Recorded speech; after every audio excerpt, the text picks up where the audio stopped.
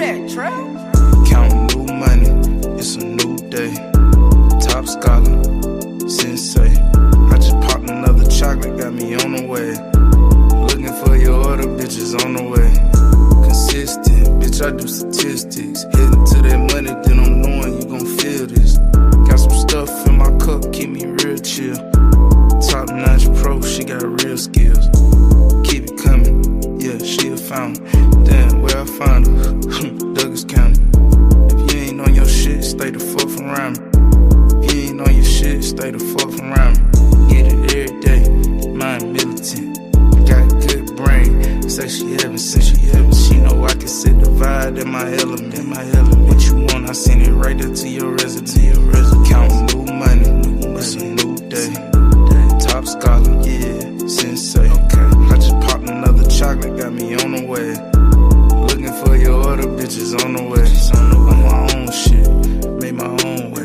Running through it, doing numbers, it's a good day. What you doing, spin? Hold on, getting paid. Why you arguing with the same nigga from yesterday? You wasting time locking in another play. Watch the sun rise while she use her face. Off the grid, different locate. Never seen him, it's a cold case. Never seen him, it's a cold case. I just talk about my life, but bitches love the shit. Counting new money, it's a new day. Top scholar, sensei. I just popped another chocolate, got me on the way. Looking for your order, bitches on the way.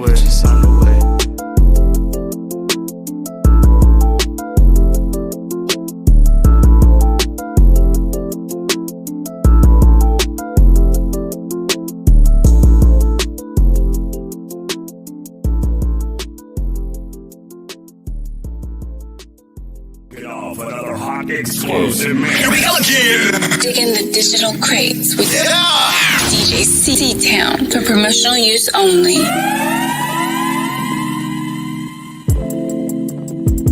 Oh shit. Smooth shit. Yeah. On some color shit. Rock purple colors, not no other shit. Fuckin' with these brothers, we pull up, it ain't no fumbling. With your bitch in public, she fuck with us cause we show confidence. Big box full of them condoms, but we ain't cutting them, we some fucking bitch. Real niggas know they gon' have it on. Flow gang East don't make average songs. Gang all here, we ain't adding on. Gang all here, we can set it off. Pop a little Adderall, got me up all. Gotta run to the bank, finna do numbers today. Hard in the paint, be ballin' today. Words make it image like a draw anime. Hustle the music, songs can be paid, can't call it a day. Go hard on the game, hit the back of the line. I'm starting, beat you had your time. Not sorry, dollars on my mind. I can't change, but I try to keep my balance, stay sane. Oh, now where we finna go? Yeah, I was sicker before, but now this ain't no cold. These woods about to stove. We hit that sticky. I might not answer that call, that mean a nigga busy. Hello. Damn, sorry, I told you I was on the way. I'm at the fucking store. Give me some hot fries.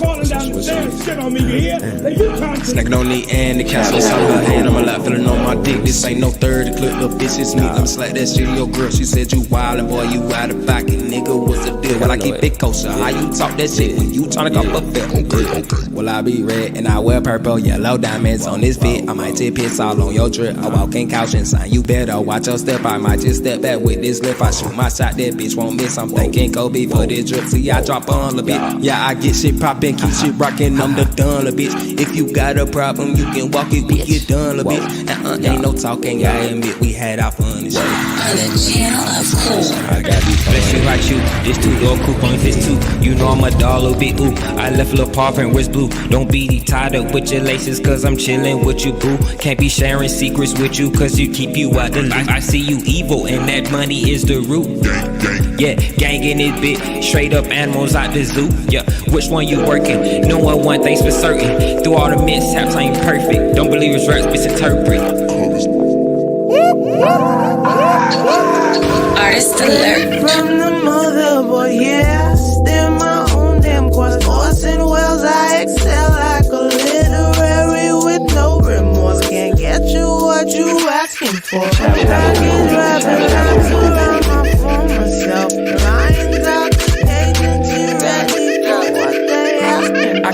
wait for this day to be over. I'm lost and I'm drunk, I've been drinking for twos. You gon' leave me to die by a threat or a noose. Only one thing to do, had to cut that bitch loose. Ain't no love in this city, I'm making a move. Show no love and no pity, been paying my dues. Want control of the game, but we making the rules. Flash the snub like I'm Pac, bitch, I stay with the juice. If I had me a gun, make these niggas go poof. Had some times in my life I had nothing to lose. Youngins out here got something to prove. Boy, I been in that corner, you duck or you shoot. Stashing the drugs in the booth. On that Bonnie and Clyde shit, you know that we came for the loot. Dark with the gang, that's the name of the group. Don't get lost on the way, put your face on the news. From the mother, boy, yeah. Steer my own damn course. Horse and wells, I excel like a literary with no remorse. Can't get you what you asking for. Full package wrapping laps around my former self. Lions out the cage and she ready for what they asking for. I cannot wait for this day to be over. I'm lost and I'm drunk, I've been drinking for twos. You gon' leave me to die like We're about to take it back. DJ C-Town. Keep getting paper, I'm a 615, try boy money maker. See a nigga like me, don't really need too much. My pockets on swell like they eat too much. Like Fredo Santana said, gotta take risks, so that's what I'ma do. I'ma roll that dice. The only way I'm rat, cause I'm chasing that cheese shit. Other than that, it's the three blind mics. Cause we cut them all down like we talk Chris Style. And I want Chris Style all up in my teeth. When I open my mouth, shit look like a glacier. I'm a tri-boy bitch, all we know is do a major. I'ma keep doing me to the motherfucking end. Just know I got your back if I see you as a friend. Had a little clip, had to make it extend. It's a real life trick, and I'm motherfucking trend. Down and watch me pop, little baby. I know I might be too much, but can you rock with me, baby? I don't really ask for much, I just need dollar and some root. Got a fix for all your problems. Tell me what you're going through. Can you hold me down and watch me pop, little baby? I know I might be too much, but can you rock with me, baby? I don't really ask for much, I just need dollar and some root. Got a fix for all your problems. Tell me what you're going through.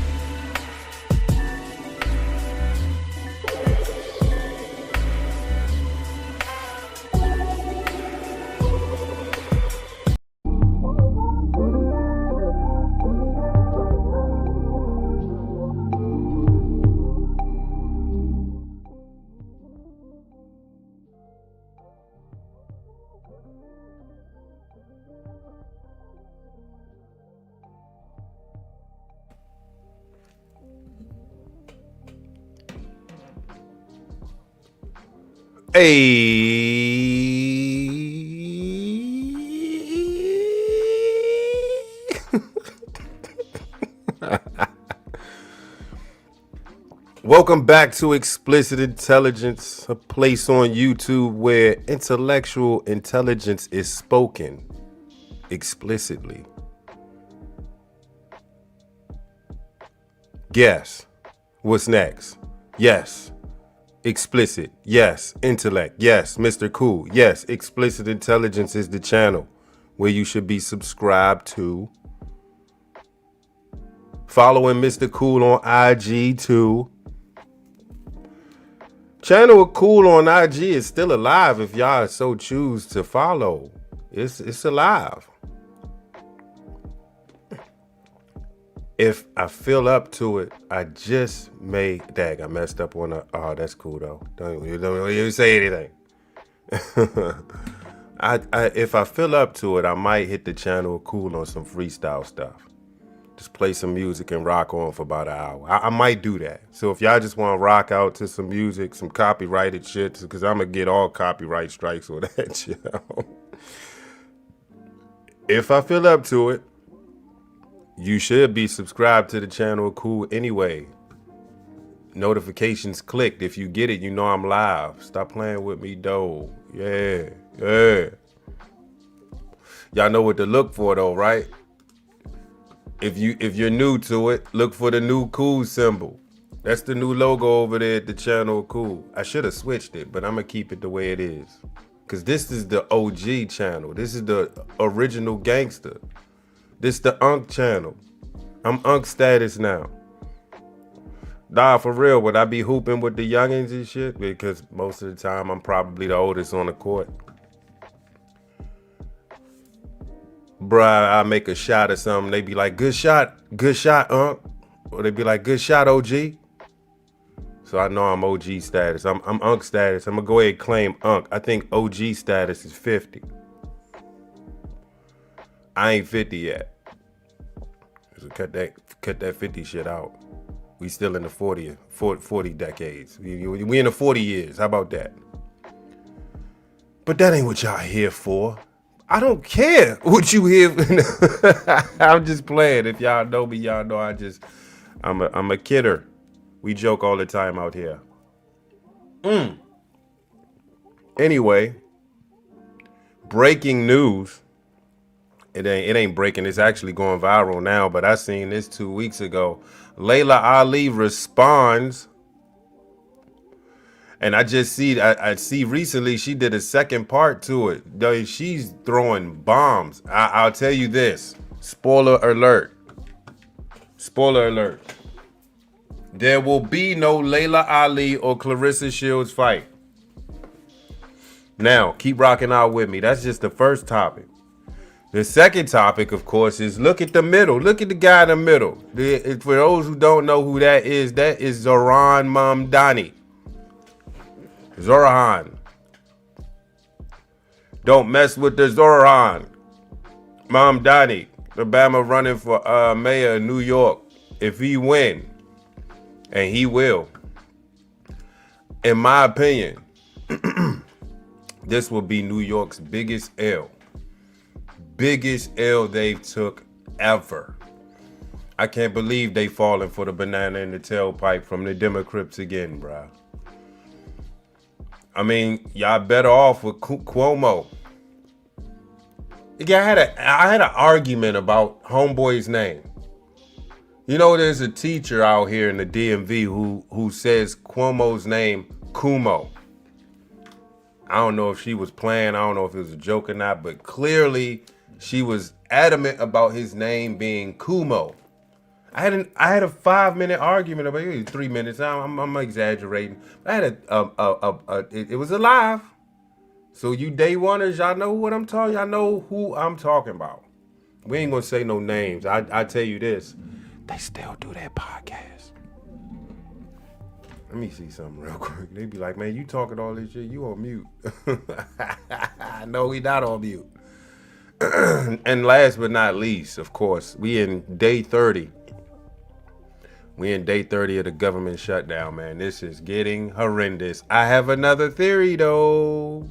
Stay tuned. If you stay locked and glued to the show tonight, you will get my censored theory. We might have to do the third segment in a different background. You know what I'm saying? Yeah, we might just remix that. Anyway,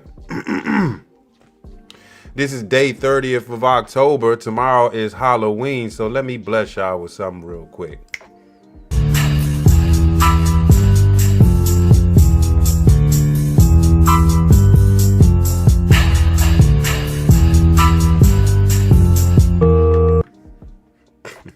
Happy Halloween, y'all. Yeah, man, I'm festive. This is the second day in a row I done wore this. I've been requested at work to wear this again. I ain't even gonna lie to y'all. I gotten used to this, bruh. Hey, ladies at the job was like, hey, you looking kind of cute. I like you with the curls. I'm like, what? You ain't seen nothing 20 years ago. I had hair. What you talking about? What? You see this bounce? This bounce was more bounce to the ounce out this junk. What you talking about? Shoot. Yeah, so I was special request. Can you wear that outfit and the wigs and stuff that what you wore Wednesday? Could you wear tomorrow on Halloween? I was like, man, all right.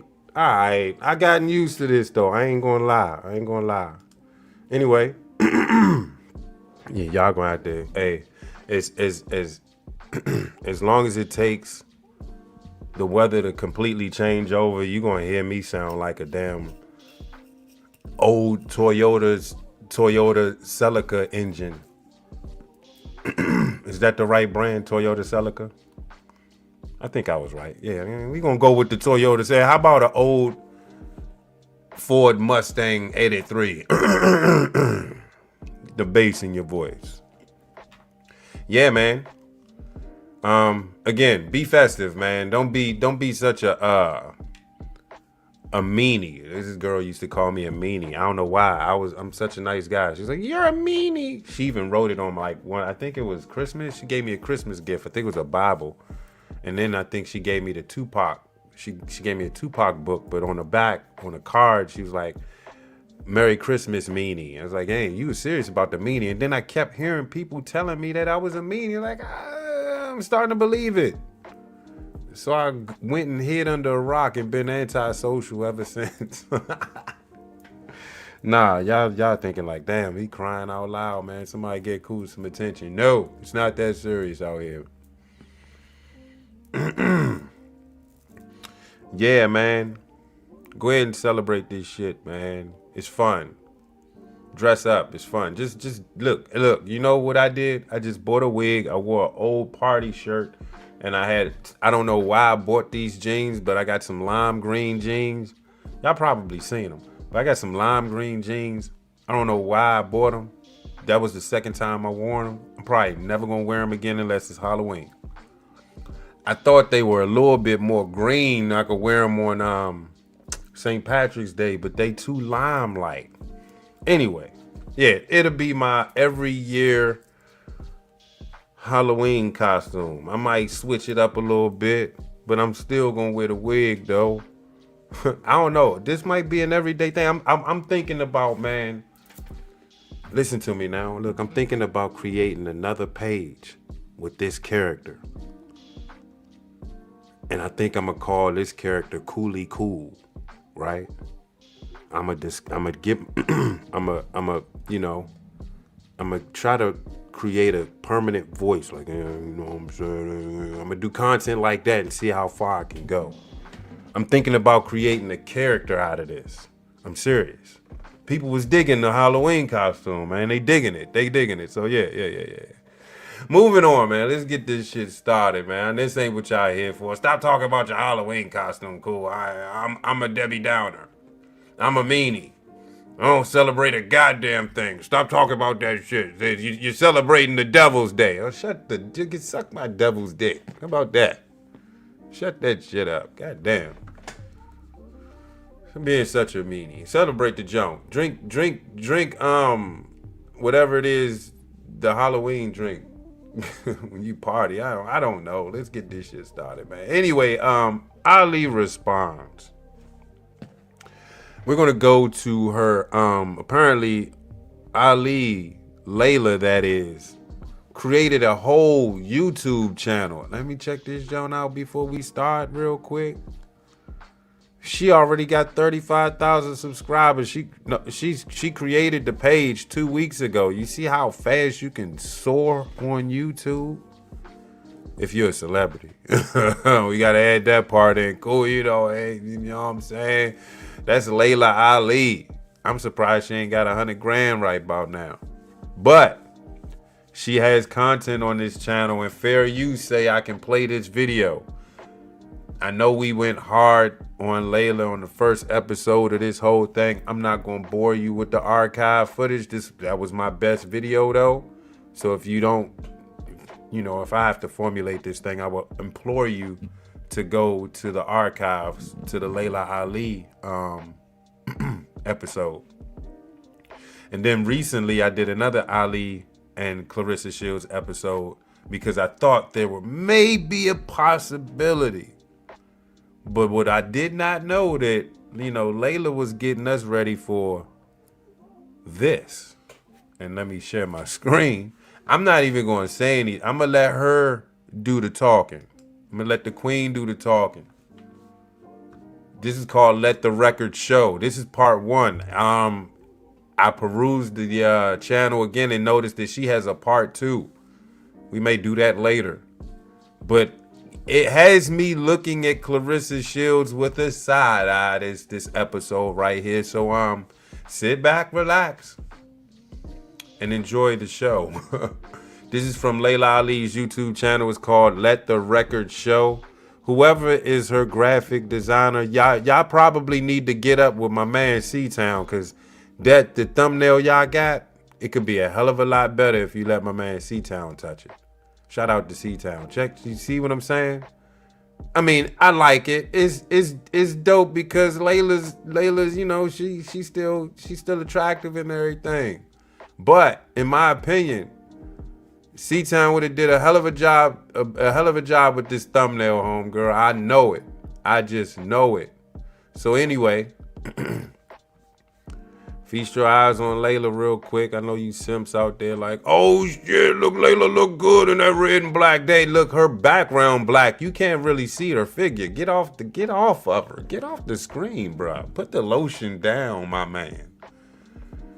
Kick it, man. All right, let's cut the music, bro. Let's get right into it. Let the record straight. Laila Ali. Fair use, YouTube. We gonna be doing our this shit 28 minutes. I don't know if we're going to go through the whole 28 minutes.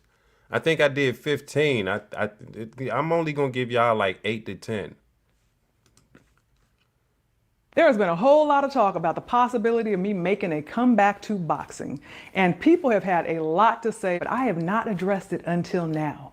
And I know everyone wants to know the answer to the question, will I be coming back?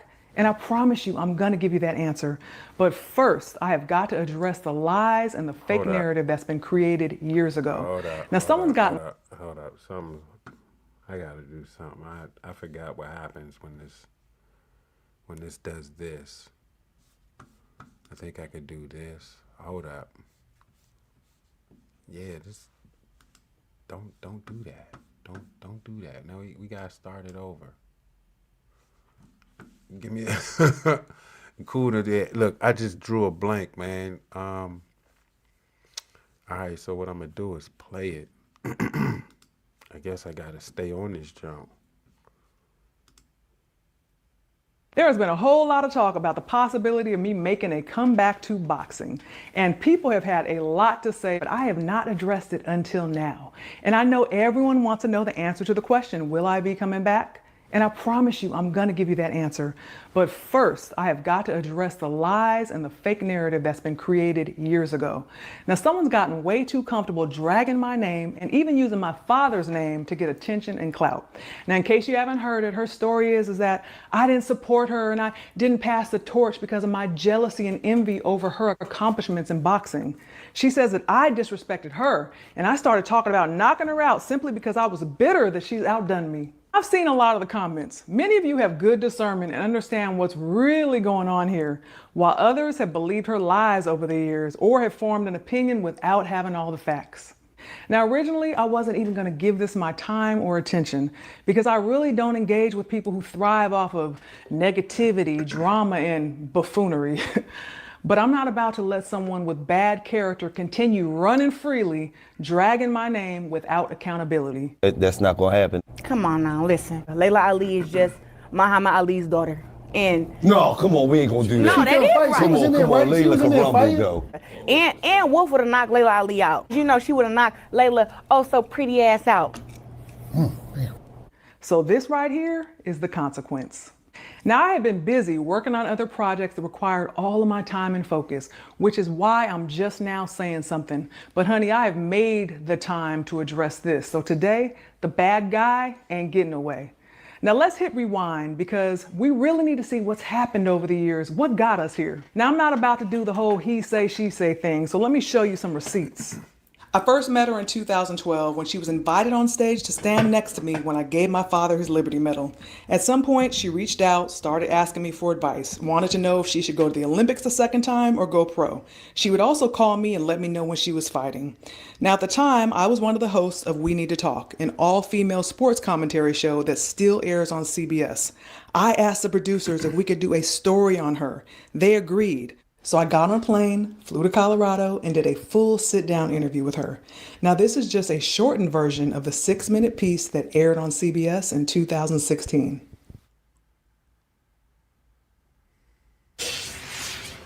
21-year-old Clarissa Shields is as confident as her right hand is powerful. Soon, Clarissa will be heading to Rio for the Olympics to try and do something that has never been done before. I sat down to talk with her about changing history and being a positive spark for her hometown.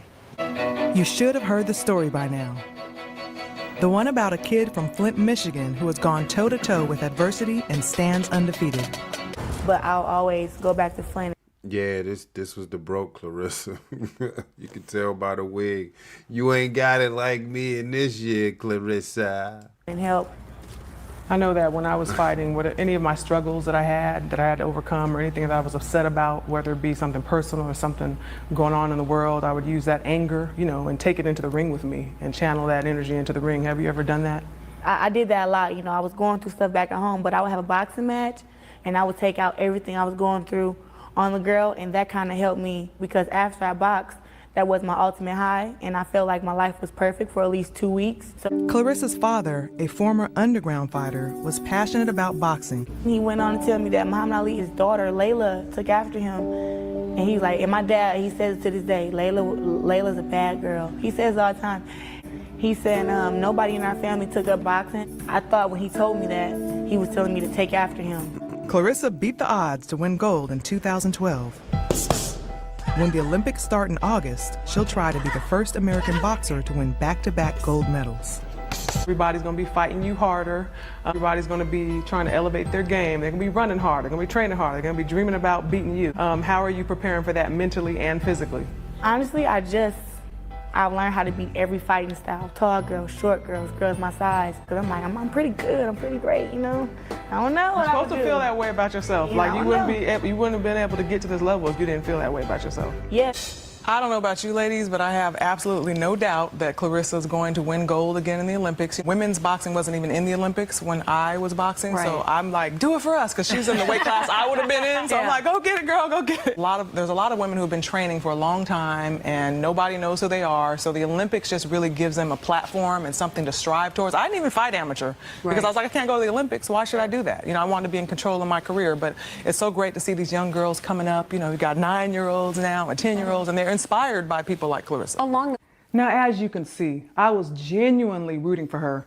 I gave her praise. I gave her a spotlight. When she asked for advice, I gave her valuable branding advice and boxing advice so she could have long-term success in and outside of the ring. I told her about the challenges that I faced fighting at 168, where there was limited competition, and I suggested that if she decided to turn pro, she should consider going down in weight, somewhere around 148, where she would have more competitive challenges. I told her she should. I just want to, you told you I'm nice with the pause. I gave her justice because she still look good. She definitely looks good, man. And I peeped the background. She real slick with it. I'm loving it. Put your father in the background looking tough.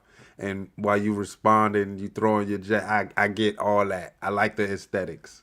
She should hire a nutritionist, trim off that excess body fat, and get into elite next level shape. I pointed her in the right direction, and I had high hopes for her. Whether she decided to turn pro or not, I felt like her future was bright if she played her cards right. But of course, at the time, I was not aware of her divisive, vindictive, and malicious nature. And I know those are strong words, but they actually fit. This girl has created a pattern. It's been directed towards many people time and time again. Now, before we started our interview in Colorado, she said to me, "You're the name people say when it comes to women's boxing. You're the face they know. I want that to be me." Now, looking back after everything that's unfolded, it seems pretty calculated now. Like she was waiting for the right moment, the right excuse to finally do what she'd already made up her mind to do. I mean, that's how it feels now.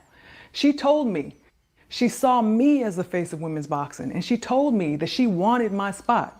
And she's been on a mission to ruin my reputation ever since, simply because she heard me make a comment that was not about her and she took it personal.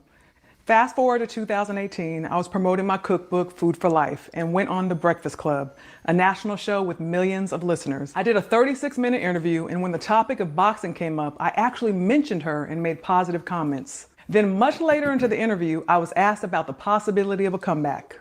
Will you ever get back in the ring and just...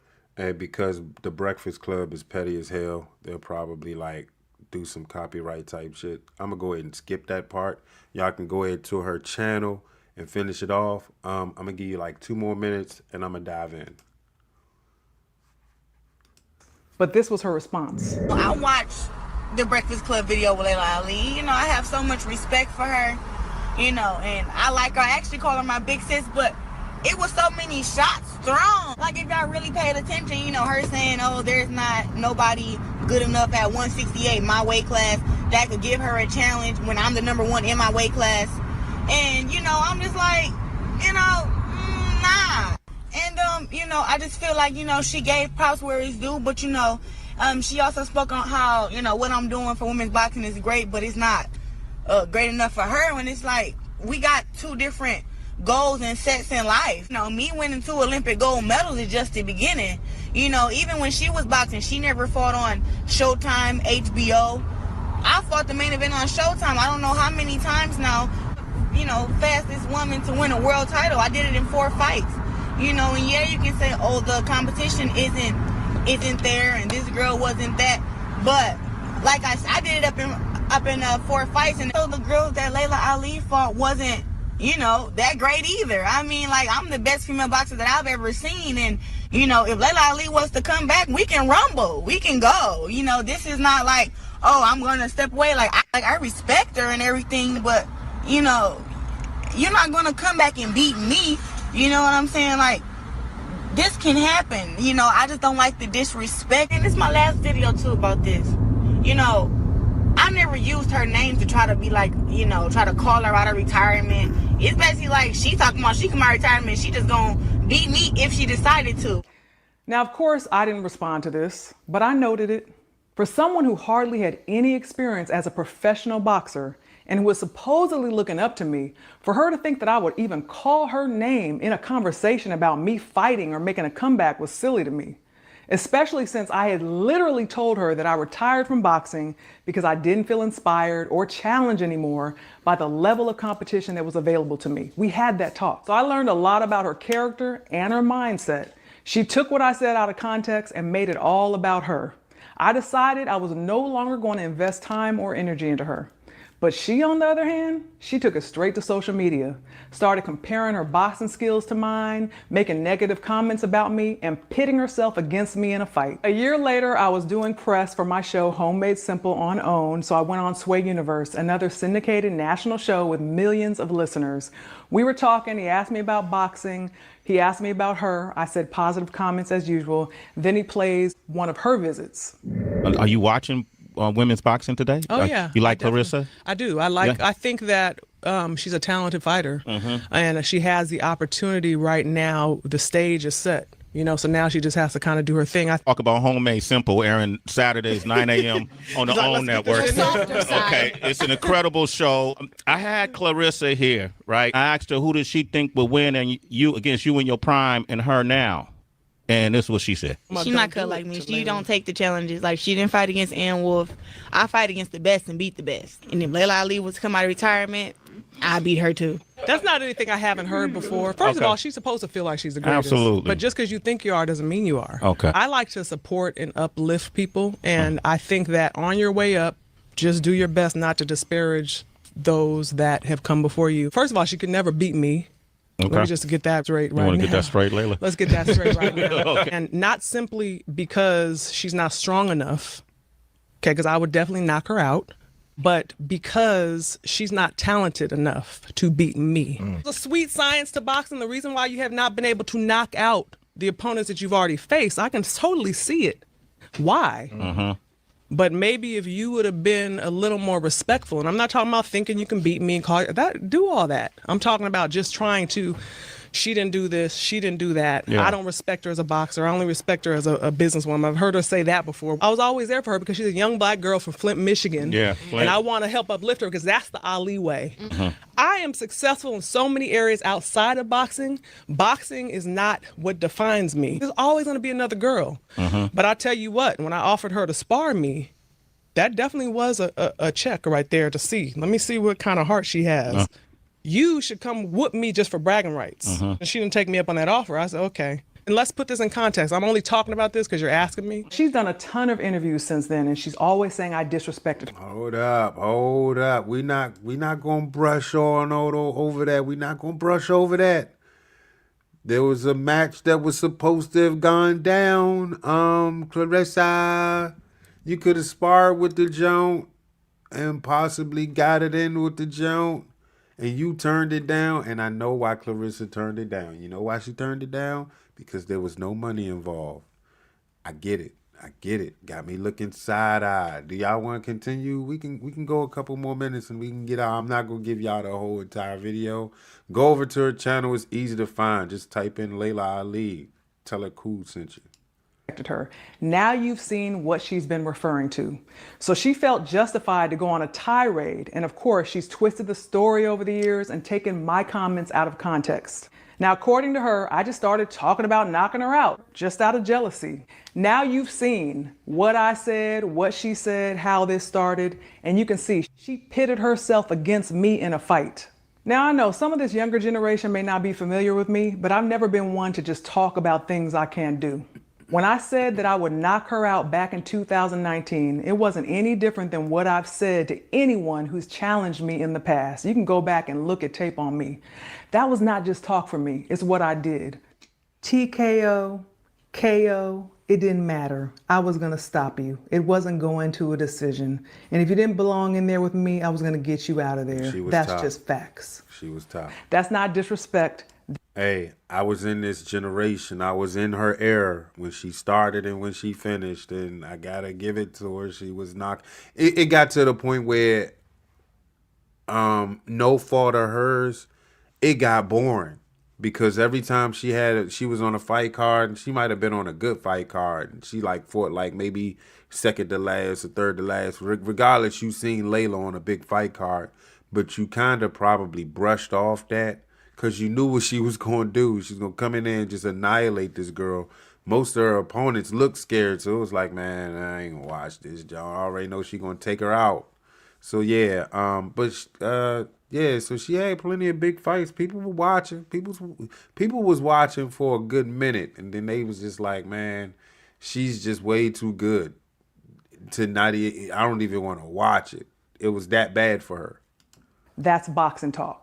Back then in 2020, I did get to a point where I was ready to get back in the ring and show her why, even though she is talented, I said it back then and I'm saying it now, but she could never outbox me. High-level promoters did reach out to me directly, and we had some serious conversations about me making a comeback. Now, of course, she was never even involved in any of those discussions. Then COVID happened, you know how that was, and it all went away, and I left it alone. Now, here is just a small glimpse of the narrative that she's been building over the years. But I feel like Laila Ali has always been kind of envious of me. I'm just so accomplished in women's boxing, and she never got that due diligence and that respect. So to see me getting it kind of pisses her off. So you look at who she fought. Her biggest test was freaking Vonda Ward and Christy Martin and Chris. Laila, hey, I don't know what got into her, but she got some good trolling in her, bruh. There's the proof right there. She's pointing it to you, man. Look at it and look at it. 2 arrows, follow it. Christy Martin weighed in at 140 pounds and Laila Ali was 160. Like, how are you making matches like that? So Laila Ali is a hater. That's it. Nothing but her being a hater and her being, envious of my success and what I've done for women's boxing. And she feels like she deserves that credit because everybody kind of give it to me now. And I think that she's like, but, I'm an Ali daughter and I boxed before her and I'm 24-0, 21 knockouts. And she kind of, want people to keep acknowledging her. I think that's what the problem is with these new youngins in sports in the whole. I'm going to end it right there. Y'all go ahead and go to Laila Ali's YouTube channel, finish out the video. You're welcome. But I think the issue, Laila, she rose a good point. These youngins today don't respect the ones who paved the way. And I don't think it was like that in my generation because we admonished the generation before us. We looked up to them highly. We at one point, a lot of us thought we were them when we were on the court. When you make a shot, you're Kobe. A lot of us had the Jordan jersey. We actually thought we were Jordan. Some of us accidentally had our haircut botched, so we took all of it off, and you was bald headed for a brief. Not me. Hey, if my shape up was crooked, I just was crooked for about 2 weeks. But some people, when you mess up that cut, they take it all off. They go bald. I'm like, dang, you did. One particular Bama, I think his name was Sheldon. Elementary school, I don't know why his name. It was either Melvin or Sheldon. One of the others. He came in that Joan bald, man. Back in the day, you had a bald head as a kid. They was tearing his ass up. Well, he got into a fight and shit and got suspended. That shit was wild. Don't touch the Bama's bald head, man. We don't like that. He called him milk dud and everything. That shit was crazy. Now I'm him. Now he's probably him. He's probably me. What the got? Anyway, I hate to veer off when I go down these rabbit holes and I come back out a rabbit hole. I'm like, what the hell was we talking about? Anyway, generation. Paying homage. I think that's what we did, man. A lot of us, we pay homage to the greats. And in my opinion, in my observation, watching these youngins now, I'm talking about the pros now. Not even, you could count the youngins, the actual youngins that ain't, they ain't up there yet. They still in youth sports, high school. Them youngins, you count them too. It's something about this new generation of youngin', bruh. They just don't respect the greats. We all have something to do with the next generation of hooper, if you hoop. We all have something to do with the next football player, if that's what you play. Any sport, culture, not even sport, music. We're responsible. So when we get artists like Megan Thee Stallion, Cardi B, drill rap, like they actually rap about killing Bamas on their songs. Like I don't get that, but they're doing that. You got to remember where did this come from? Well, in the 90s we was just as reckless. In the 80s we had some sense, but we was just as reckless. And in the 70s, I guess it was R&B, cheating on your wife, having a bunch of kids, and cheating on her wife again. And I think that's what the thing was. And now, fast forward to 2025. Look at us now. The generations are extremely different. Somebody got to bridge the gap. In my humble opinion, I swear I wish this fight could have happened. I wish Laila was a lot younger so we can actually see this fight go down. She looks good in this picture. Goddamn. Like, she looks fit. Like, I didn't say thick. I said fit. Look at her. And she has some height to her. And, man, what? Can you imagine being her man? Ooh. Shut up, Kenny. Who you think you talking to? I'll whoop your ass. I try to whoop your ass. How about that? No, I'm playing. Go ahead, Laila. Go ahead, Laila. Stop playing. Oh, you always throwing punches. Nah. So yeah, she has a part 2. If y'all don't go do it, I do it. Nah, I'll look over it and we'll do a part 2 if we so choose. But I swear I wish this fight could happen, man. Because now I'm looking at Clarissa like, damn, homegirl, you kind of went too hard on Laila. I think I kind of went too hard on Laila too, because I was into Clarissa. I thought she was a humble chick coming up from the ranks and being broken flint. Nappy head heifer, you know, that's what they call them and shit. She was the nappy head heifer at one point. Now she fresh to death, messing with the Bama Papoose, slamming on that joint. While Remy Ma get all jealous and shit, she got problems. She need therapy. Dang, I wish this fight could happen. But it's not. And guess what? I think we're going to take a break. We're going to come back. We're going to talk about New York's biggest L. I'll be right back, man. Let's pay some bills.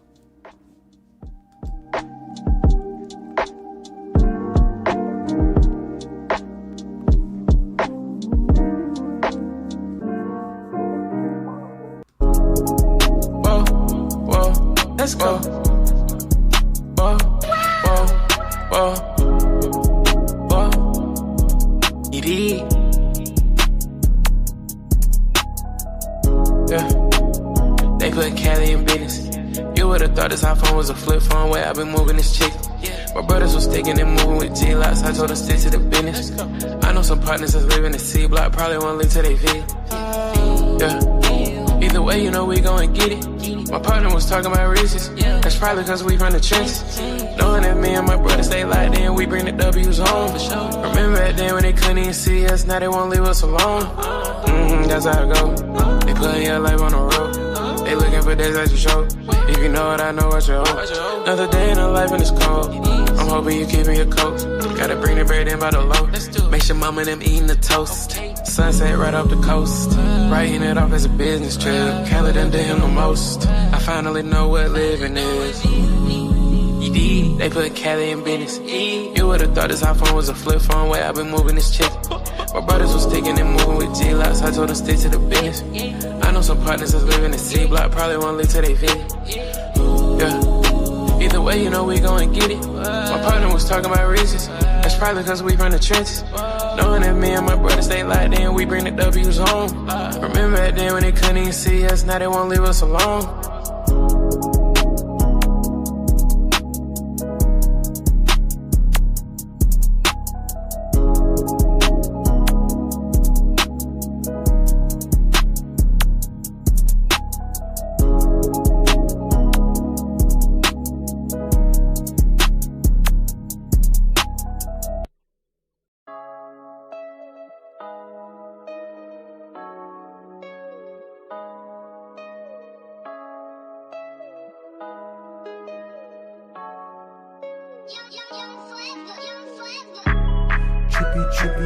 Trippy every day.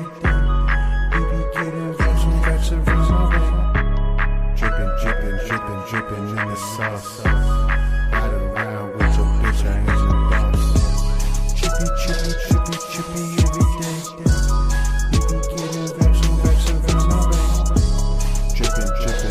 drippin' in the sauce. Ride around with your bitch, I ain't your boss. Bitch in the sauce, taking no loss. You to the boss. I pay what it costs.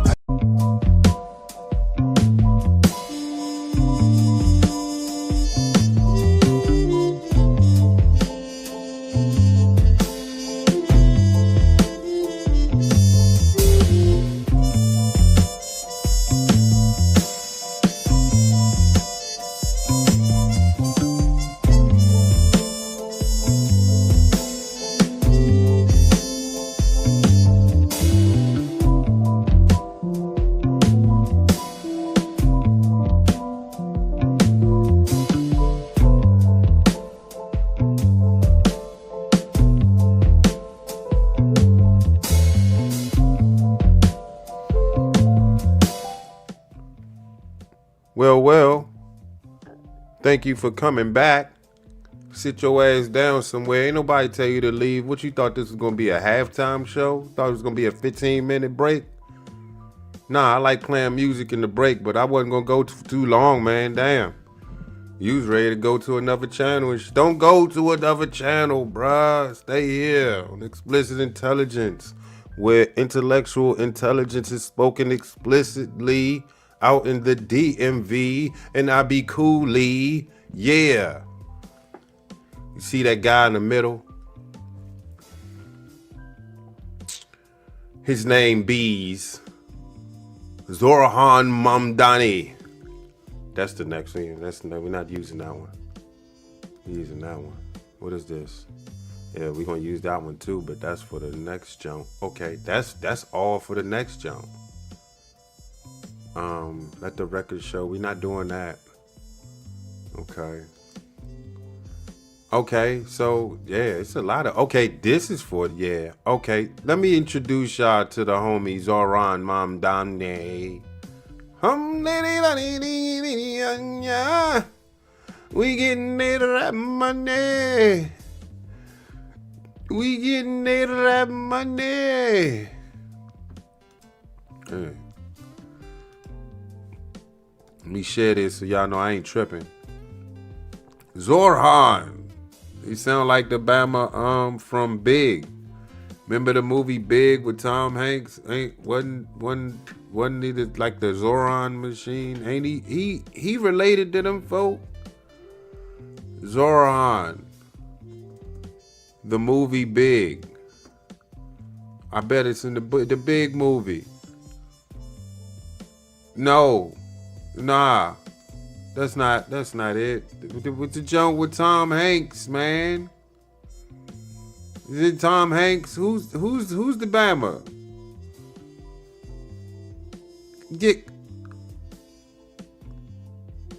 Hold up, man. Yeah, Tom Hanks, Big. Yeah. So after a wish turns 12-year-old boy Josh Basket into a 30-year-old man, he heads to New York City and gets a low-level job at McMillan Toy Company. A chance encounter with the owner of the company leads to a promotion, testing new toys. Soon, a fellow employee, Susan Lawrence, takes a romantic interest in Josh. However, the pressure of living as an adult begins to overwhelm him, and he longs to return to his simple former life as a boy. Yeah. How many of you 40-plussers is like, damn, I wish I could do the Zohran thing. What was the machine? Zoltar. There you go. The Zoltar Joe. I'm talking about Zohran. They the same thing, aren't they? Yeah. We getting that money. We getting that money. I went straight to his website. I guess this is the about part. We're going to go back to that. Anyway, this says, meet Zohran. Do you have to roll a R? Whoever he is. I don't know, what is he? Like, what is, he was born in Uganda, so he a Ugandan. So you Ugandans, help me out. Do I roll the tongue with Zohran Mamdani? His name is Zohran Mamdani. He is a state assembly member and a Democratic socialist running for mayor. Dang. He ain't lying about it. I heard he was a socialist. I guess he is, right? He's born in Uganda and raised in New York City. He has fought for the working class in and outside the legislature, hunger striking alongside taxi drivers to achieve more than $450 million in transformative debt relief, winning over $100 million in the state budget for increased subway service and a successful fare-free bus pilot, and organizing New Yorkers to defeat a proposed dirty power plant. The cost of living is crushing working people, but Zohran believes that government can lower costs and make life easier in our city. Bullshit. I'm gonna read that part again because remember he titled himself. Listen to me, because I don't think people be listening. He titled himself a democratic socialist. Do we want socialism out here in the United States of America? No, we don't. Let me stop. I'm gonna stop saying America. I'm gonna stop. See, I'm the only one that did that though. Anyway, I'm gonna read this again. It's a democratic socialist running for mayor, born in Uganda, but raised in New York City. Okay, Zohran believes that government can lower costs and make life easier in New York City. He'll use every tool available to bring down the rent, create world-class public transit, and make it easier to raise a family. You talk about doing a lot in New York, man. But the most important thing that has me red flagging you, homie, and got me looking with one eye open and the other one like, you know that what's the emoji that's like, I don't know about this Bama here, bruh. I'm glad I don't live in New York. It's bad enough I live where I live at, because I'm dealing with Democrats. But god damn it, New York, y'all gonna get it bad. It's gonna be worse than it's gonna be worse over there than it is over here. Especially if he trying to bring in that socialism. Oh, check this out. Oh, yeah. You know what? I gotta give him props because at least he got his agenda on this joint. And we going right into it. Says the platform says New York is too expensive. Zohran will lower costs and make life easier. I can't wait to hear somebody tell us the opposite of what he trying to do. Or when he becomes mayor and he gets this shit done, there's got to be a blowback from it economically. Freeze the rent. Check him out.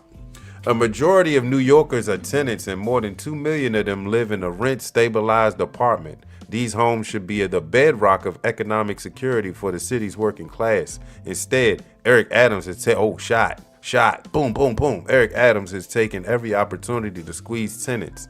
With his hand-picked appointees to the Rent Guidelines Board jacking up rents on stabilized apartments by 12.6% and counting, the most since a Republican ran City Hall. Oh, okay.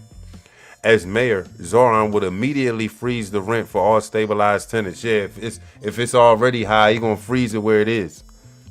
You want it down, but you're gonna freeze it where it is. And use every available resource to build the housing New Yorkers need and bring down the rent. Because yeah, some of them buildings like falling apart, bruh. Then y'all got folks that live in these apartments that should be in mental health centers. Shots fired. Hassan Campbell. I just remember Hassan Campbell going to like the streets of New York and screaming at people and somebody threw a bottle at his ass. It's some mental health concerns out there. Out there in them bricks. He said the number one reason working families are leaving our city is the housing crisis. The mayor has the power to change that. Okay. Yeah, I mean, I heard that you could pay over $2,500 for a studio apartment out that joint. Like $2,500. I remember coming up, a studio apartment out here was $500. It ain't $500 no more. You paying like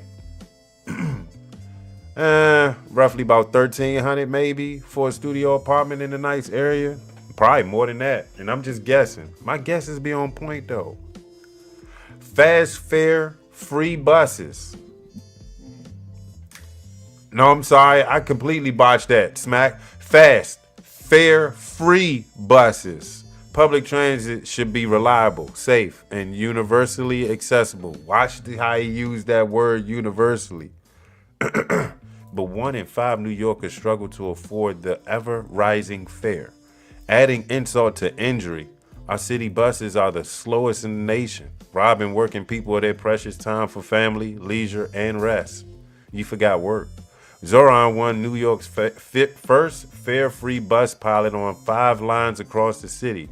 As mayor, he'll permanently eliminate the fare on every city bus and make them faster by rapidly building priority lanes, expanding bus. What? In New York, how busy it is? You gonna make it even more busier with the construction, bruh. I mean, if you're going to expand the lanes, which is nonsense, I don't think you should touch the lanes in New York City. I only been to New York City twice. I was about to go a couple years ago, but something in me told me not to go because I wasn't getting along with a few folks out there. So it was like, don't go. Anyway,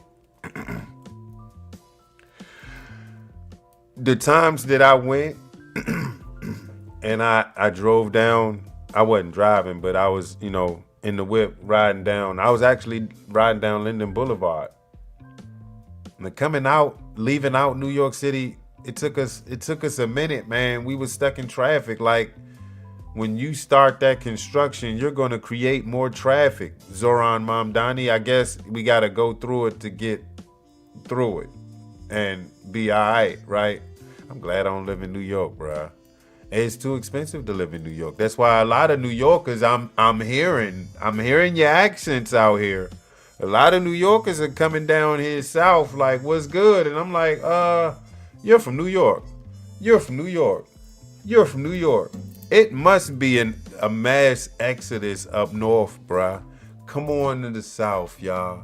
You could do your podcast here in the south where you could pay a little bit cheaper than your 1-bedroom studio apartment than you are now.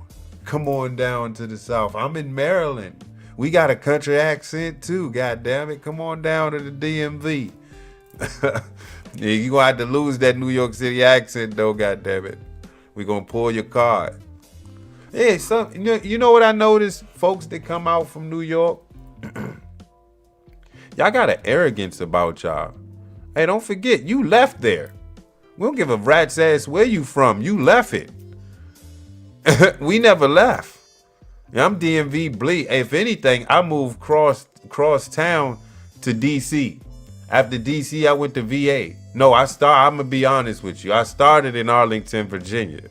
I moved to DC, moved to Maryland, moved back to DC, moved back to Maryland, stayed in Maryland.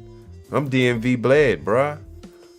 Yeah, I got DMV in my blood. We start from Arlington, though. Arlington, what's up? VA. What do you say? What ain't nothing to do but cook. God damn it, clips. Yeah, VA. Yeah, shut that shit up.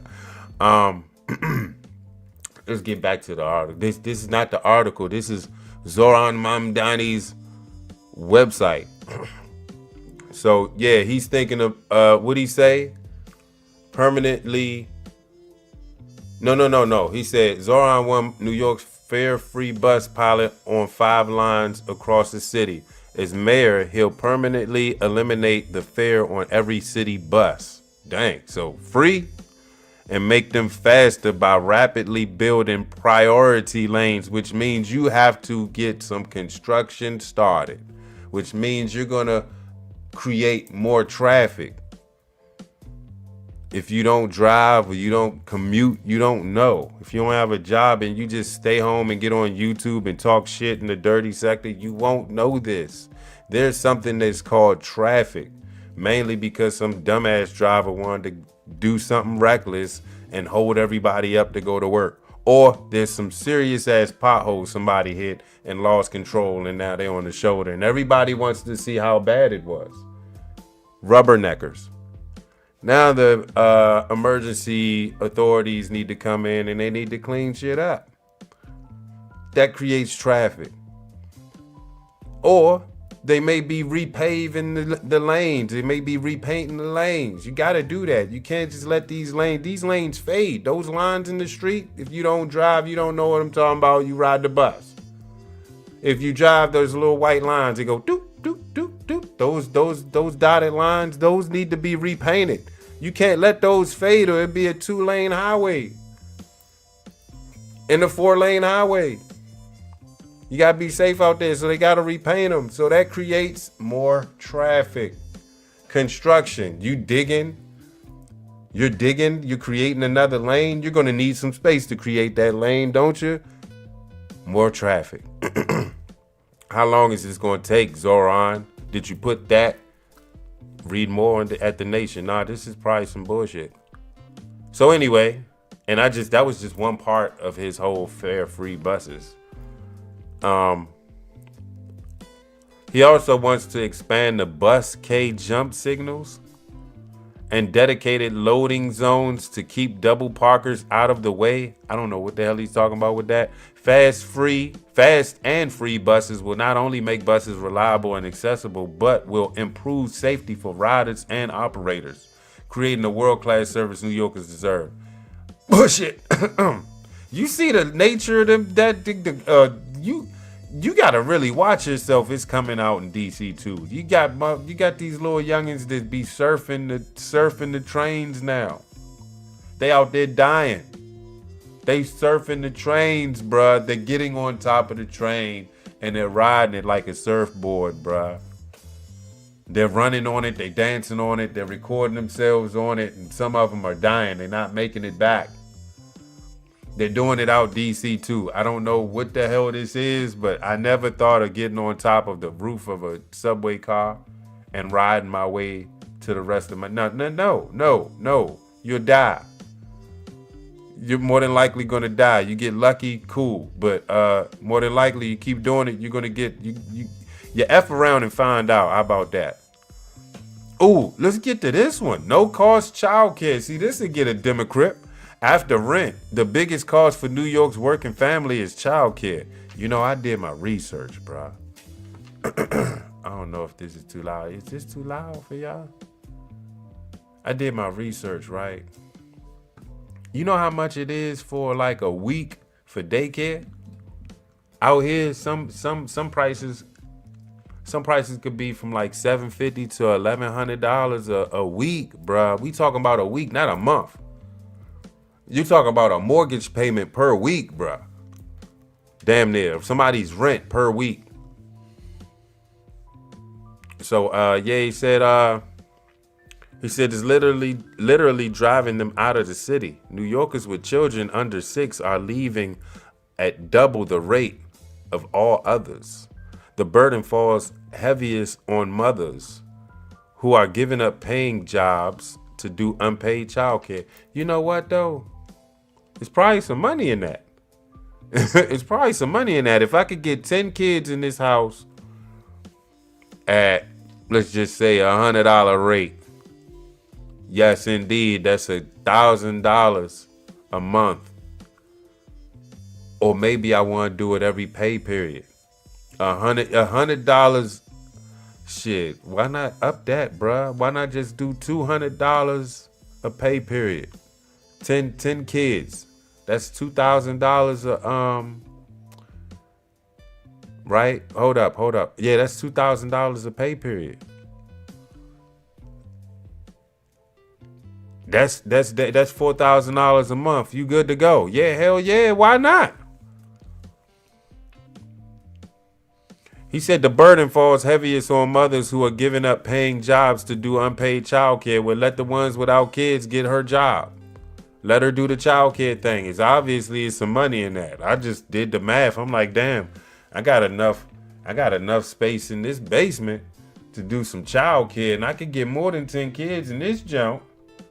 Shoot, don't let me get furloughed or axed. I'm going straight to childcare, baby. Zohran will implement free childcare for every New Yorker aged 6 weeks to 5 years. Damn. Missing out on a lot of money there. He just gave it up. That's crazy. ensuring high quality programming for all families. Yeah, all right. So you're gonna ask the 23-year-old Keisha to take care of these youngins, age 6 weeks to 5 years. They going in there for free, right? So that staff pay can't be as much because they ain't getting paid through these kids, and there's gonna be an influx of them. They're gonna have a waiting list because it's gonna be a rack of Bammers is trying to get the free. You're gonna have you're gonna have a line out of every daycare like, hey, I'm using my Zohran Mamdani voucher. Yeah, and they're gonna have to acknowledge that voucher because age 6 weeks to 5 years, high quality programming for all families. You get in for free. And he will bring up wages for children. Speaking of, look, listen to me. He telling me to shut up, cool. He said he will bring up wages for child care workers. Now, how you gonna do that? You just cut a huge percentage of the child care because you're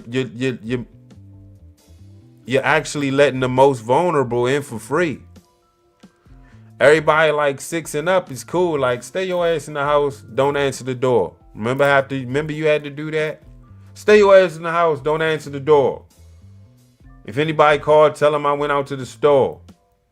No telling where your parents went. They probably went clubbing. They probably went to work. Whatever it was, you had the house to yourself. Now, what did you do? What did you do? Yeah, I don't know if they live like me, but I'm an 80s baby, so they don't understand. Anyway, a quarter of whom currently live in poverty. So he basically was like, babe, all them new parents, they're gonna have free programming and all. And we know y'all live in poverty, you child care workers, the staff that I was just talking about. For some odd reason, he gonna find some type of money to give you a raise. So take everything I said back, Keisha. You gonna be all right because he gonna give you a raise, and he probably gonna have to take it back because y'all ain't gonna be making too much money, because a lot of that percentage is lost due to that freebie he just gave some of them New Yorkers with 6 weeks to 5-year-old kids. I'm just saying. So it will foster early childhood development, save parents money, and keep our families in the city they call home. Whew. And this is what I wanted to hit on. City-owned grocery stores. Food prices are out of control. Nearly 9 out of 10 New Yorkers say the cost of groceries is rising faster than their income. Only the very wealthiest aren't feeling squeezed at the register, as Mayor Zohran Mamdani will create a network of city-owned grocery stores focused on keeping prices low, not making a profit, without having to pay a rent or a property tax. They will reduce overhead and pass on savings to the shoppers. They will buy and sell at wholesale prices, centralize warehouses and distribution, and partner with local neighborhoods and products for sourcing. The New York City already spending millions of dollars to subsidize private grocery store operators, which are not even required to take in SNAP, WIC. We should redirect public money to a real public option. Now, to be honest with you, I'm not too keen on government-owned grocery stores. We already don't trust you as is. We gonna trust you with a grocery store? That's like the government saying, yeah, we gonna go ahead and we gonna give y'all city-owned pharmacies. You gonna trust the government to give you the right medication? They probably be like, yeah, why don't you come and get this? Why don't you come get this shot? What is this shot? This shot for all New Yorkers that's trying to get better at just want to be immune to a lot of stuff. All right, bet. Just make you take that shot. Don't let them take over that bullshit, bro.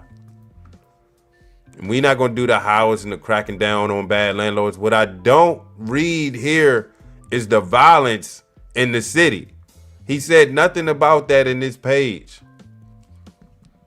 Nothing about that on this page. So, you know, I want to just bring y'all to TikTok. I introduced y'all to the Zohran Mamdani we getting a rap money. Zohran Mamdani.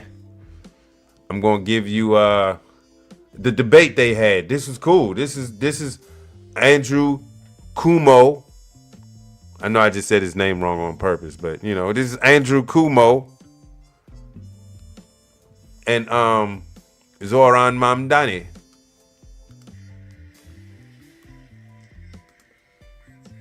Hold up.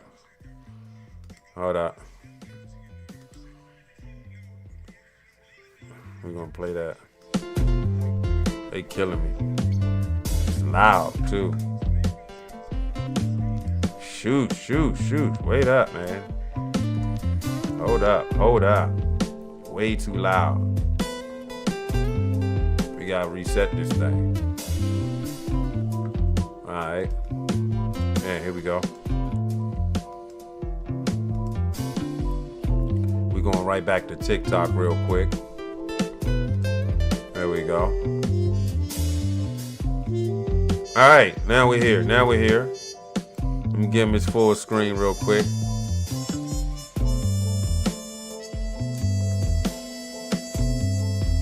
Alright, cut that shit out, Chris. Oh, no.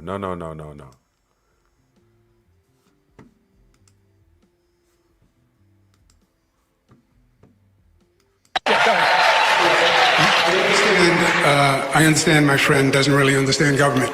The governor doesn't build housing in New York City. Not if it's you. No, legally, there are jurisdictions. The governor doesn't pick up trash. He doesn't run the fire department. That's what the mayor does. The mayor builds housing. The state allocates funding for localities. And I allocated more funding for housing than any governor in the history of the state of New York. All right? I did things. You have never had a job. You've never accomplished anything. There's no reason to believe you have any merit or qualification for 8.5 million lives. You don't know how to run a government. You don't know how to handle an emergency. And you've literally never proposed a bill on anything that you're not talking about in your campaign. You had the worst attendance record in the assembly. And you gave yourselves the highest raise in the United States of America. You went from $110,000 to $140,000, and then you never showed up for work, and you missed 80% of the votes. Shame on you. Shame on you. Shame on you. I understand my friend doesn't really understand government. The governor doesn't build housing in New York City. Not if it's you. No. Shame on you.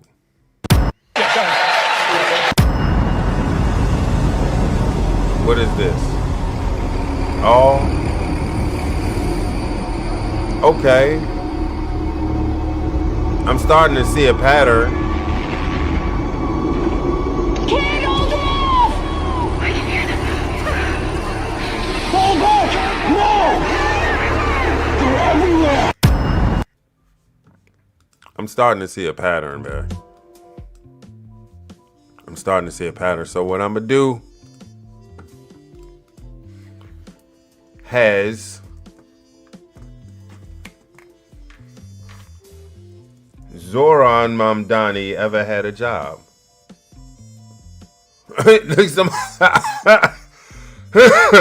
Maybe I need to see this shit. Look, what does that say? Okay, they telling me about the audio and shit. Look at this. Has Zohran Mamdani ever had a job? Let's look. Let's see. I'm going to the New York Post because this is a New York situation. How about that? Zohran Mamdani. I don't want that one. I want that one. We getting that money. So this is out of the New York Post, man. It says Zohran Mamdani. Do I already have this? No, that's the governor. That's the governor. Okay. All right. Zohran Mamdani has barely ever had a job with just 3 years in the workforce, including his rap career and the gig for his mom. All right. Zohran Mamdani has barely ever had a job. Admitted he's a Nepo baby and has no experience in local government, the Post has learned. Hey, bruh. New York, bruh. New York, y'all about to do something smack, man. New York about to do something smack, bruh. New York, bruh. I'm just reading just a few lines and I'm like, nah, man.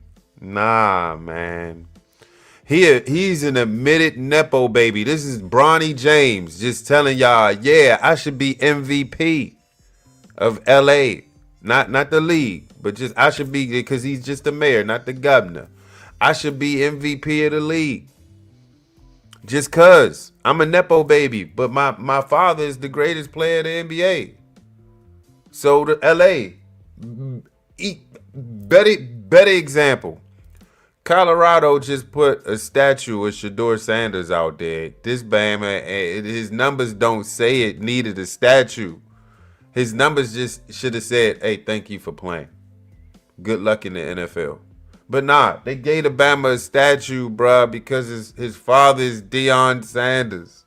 Deion goddamn Sanders. And nobody be holding his feet to fire because y'all on some tribalism shit. But I don't understand what the tribalism shit is all about or the code. Because you got a Republican black lady that's running for Virginia governor. And I ain't hear a soul talk about her but me. I put her out there. I guess y'all so far up the Democratic Party's ass that y'all can't smell nothing but the shit that it has to offer. In New York City mayor candidate Mamdani, who has lived most of his life in subsidized housing, failed in his attempts to be a rapper, musician, and managing previous political campaigns. I gotta see this, bro. We got to see what's up with this artist, Zohran Mamdani, a rapper. Zohran Mamdani raps.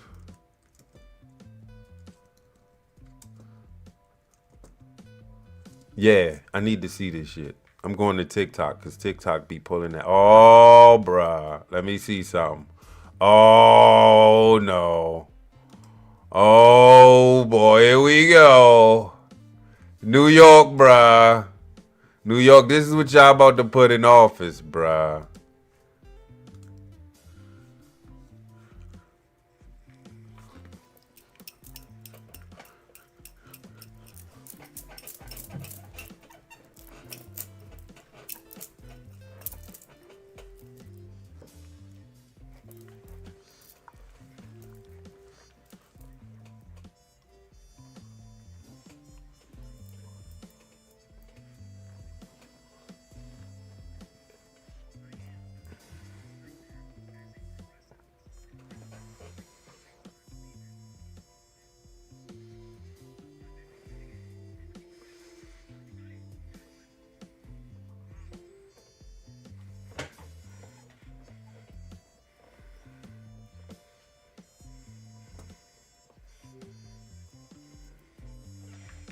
Run this back, bruh. Chop it up. Chop it up. Hum diddy. Hum diddy. Hum diddy. Hum diddy. Hum diddy.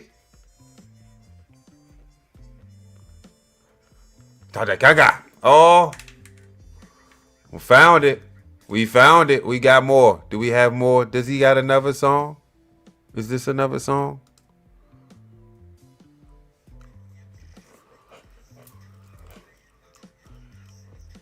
Uh-oh.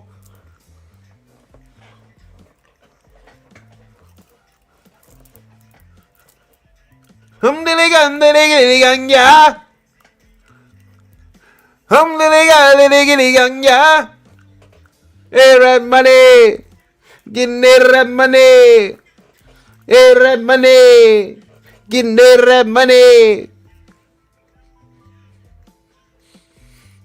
Oh. Bring the fever to the fifth, yeah. Yeah.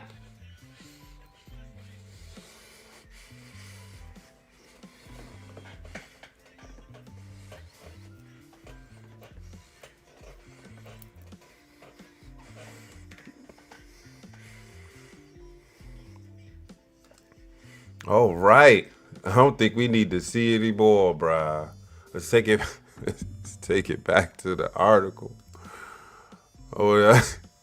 See, I'm gonna get carried away if I keep doing it, man. I probably try to get the lyrics and shit and try to rock out. So I'm not even gonna bother. I'm not. Behave yourself. New York. This is what y'all about to do, bruh. Y'all gonna get it from me. If y'all put this Batman in office, y'all are going to get it from me. You're gonna get an earful from me. All that shit y'all be talking. Oh, New York this, New York that, New York this. Oh, y'all be let Alabama that pulled the Twin Towers down. Be y'all's mayor. Damn. Sheesh. Continue with the article. What's going on here? Am I tripping? Yeah. An analysis of the 33-year-old's work history shows he has been employed for only approximately 3 years in the time between graduating from college in 2014 and being elected to New York State Assembly in 2020. Whoa. Y'all put a Bama that don't even know how to. This Bama 33, man. He on the failure to launch program. The failure to launch, bruh. He live in a basement. Behind the shiny social media posts of the progressive upstart, there's little substance and no proof of success, critics point out. But y'all about to vote this Bama in. What does this guy know, said a political strategist Hank Shankoff. He's a make-believe character who has no idea how the city works, how to run a jail, how to run a subway system, and the biggest sanitation department in the country.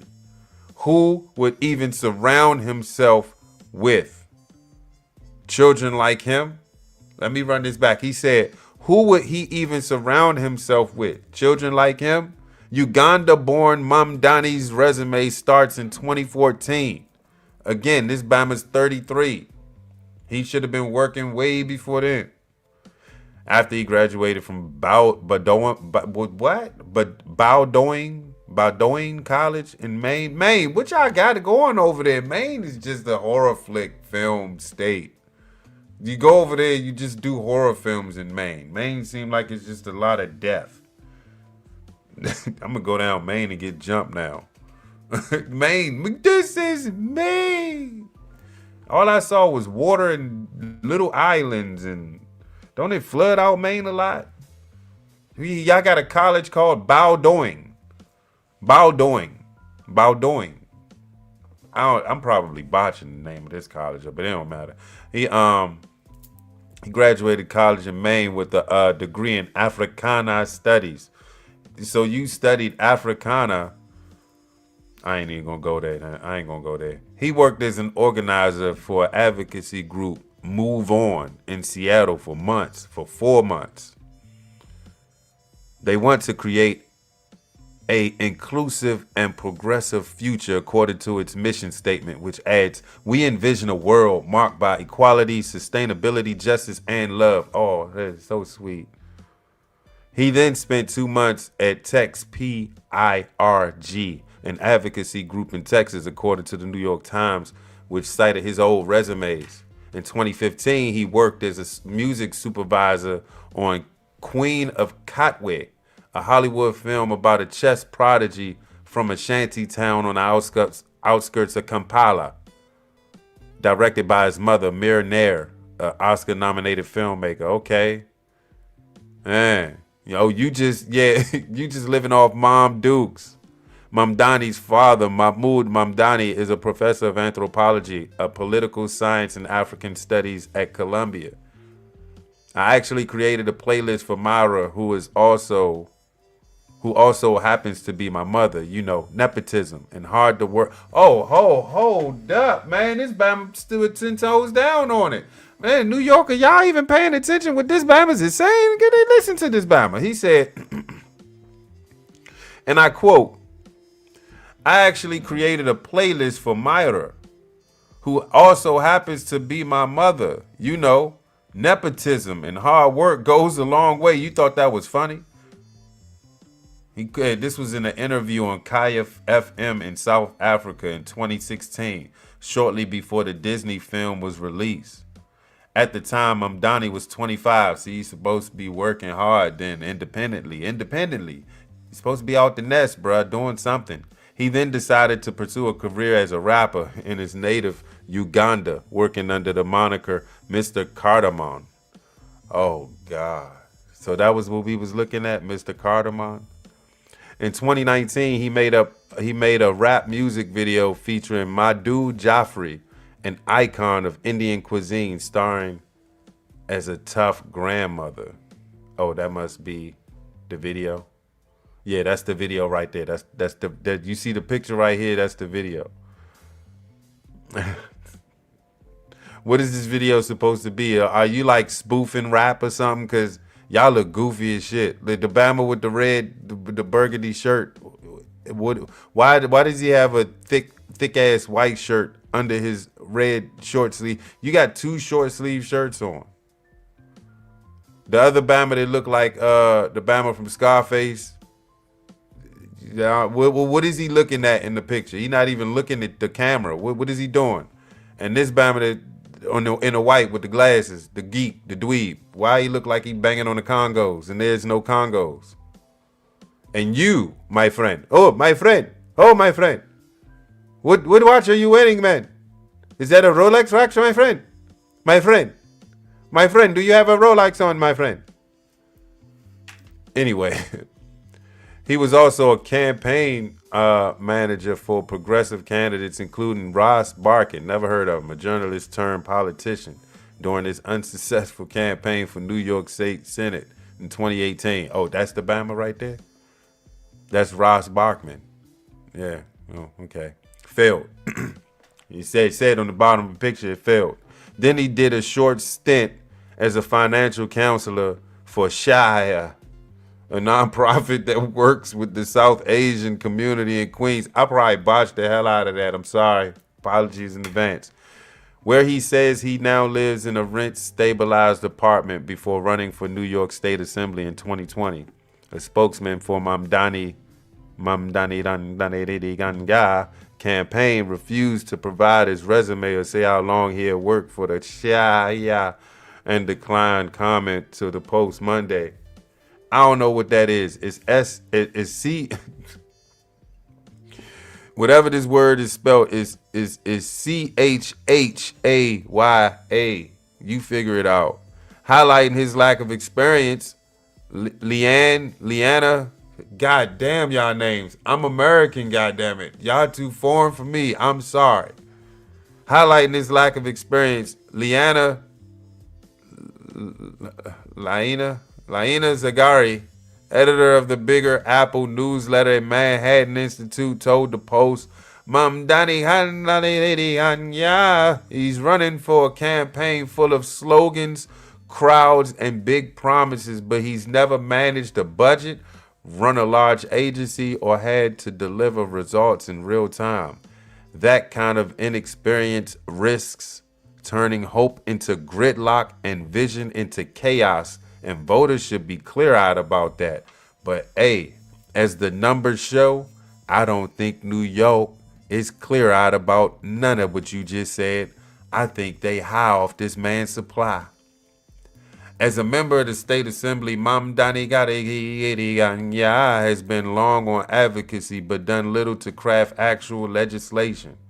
Clearly, passing only 3 bills during his tenure, including one for a free MTA bus pilot project. It's just a pilot project. In addition, he's been absent for 50% of the Assembly votes, more than any other member of the Assembly.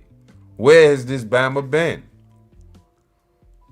This is a picture of him with director Myra Nair. I think that's his mom. Mamdani. I don't think I'm gonna read the rest of this. If it's good, I will, but if not, let me skim through it real quick.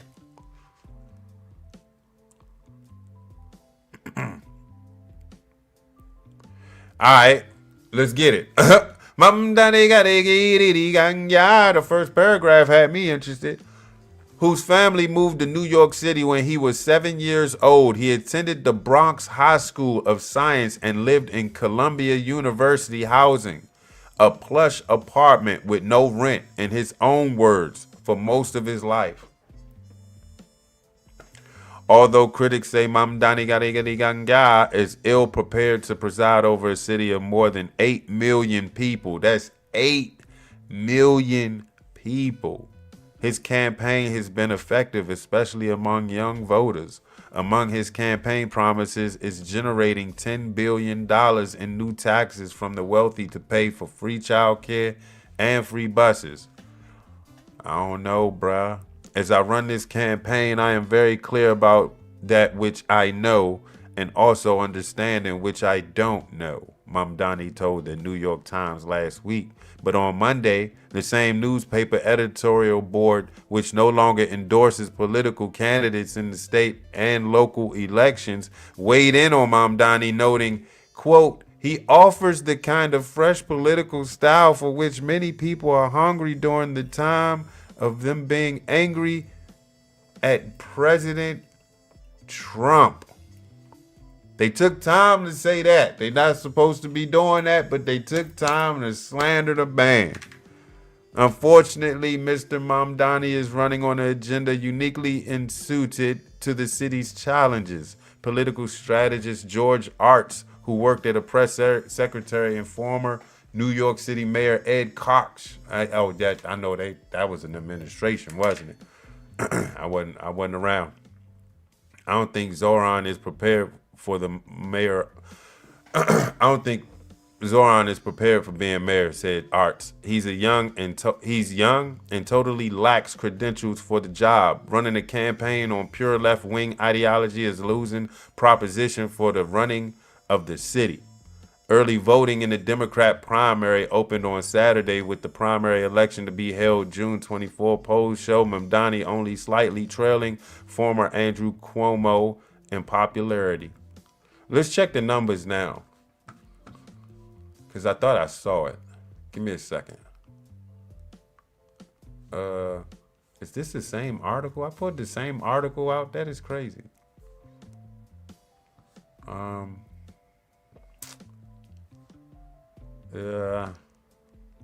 Let me do. Yeah, I'm gonna give y'all some more videos of this Bama.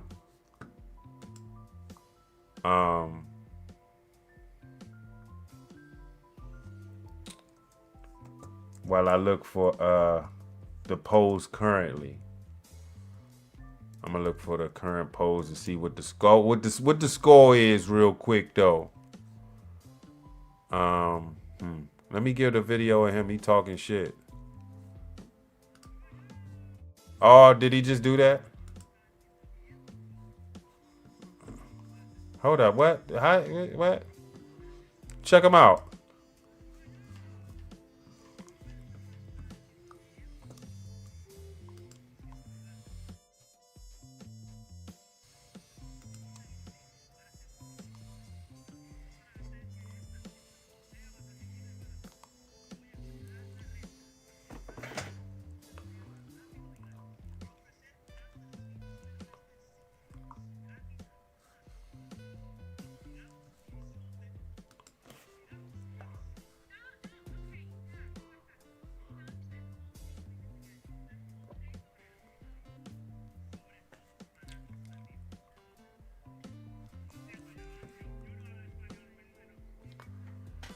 New York, bruh.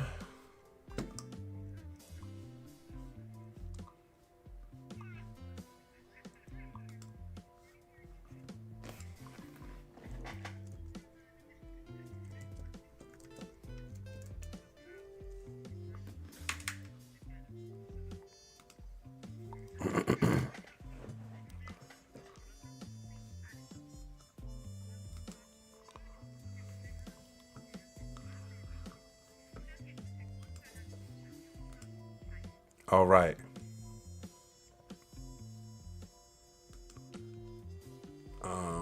Yeah, damn, it's funny how that just stops, right? Okay. No. This better be it. Yep, this is yeah. Could you stop? We don't care about voyage.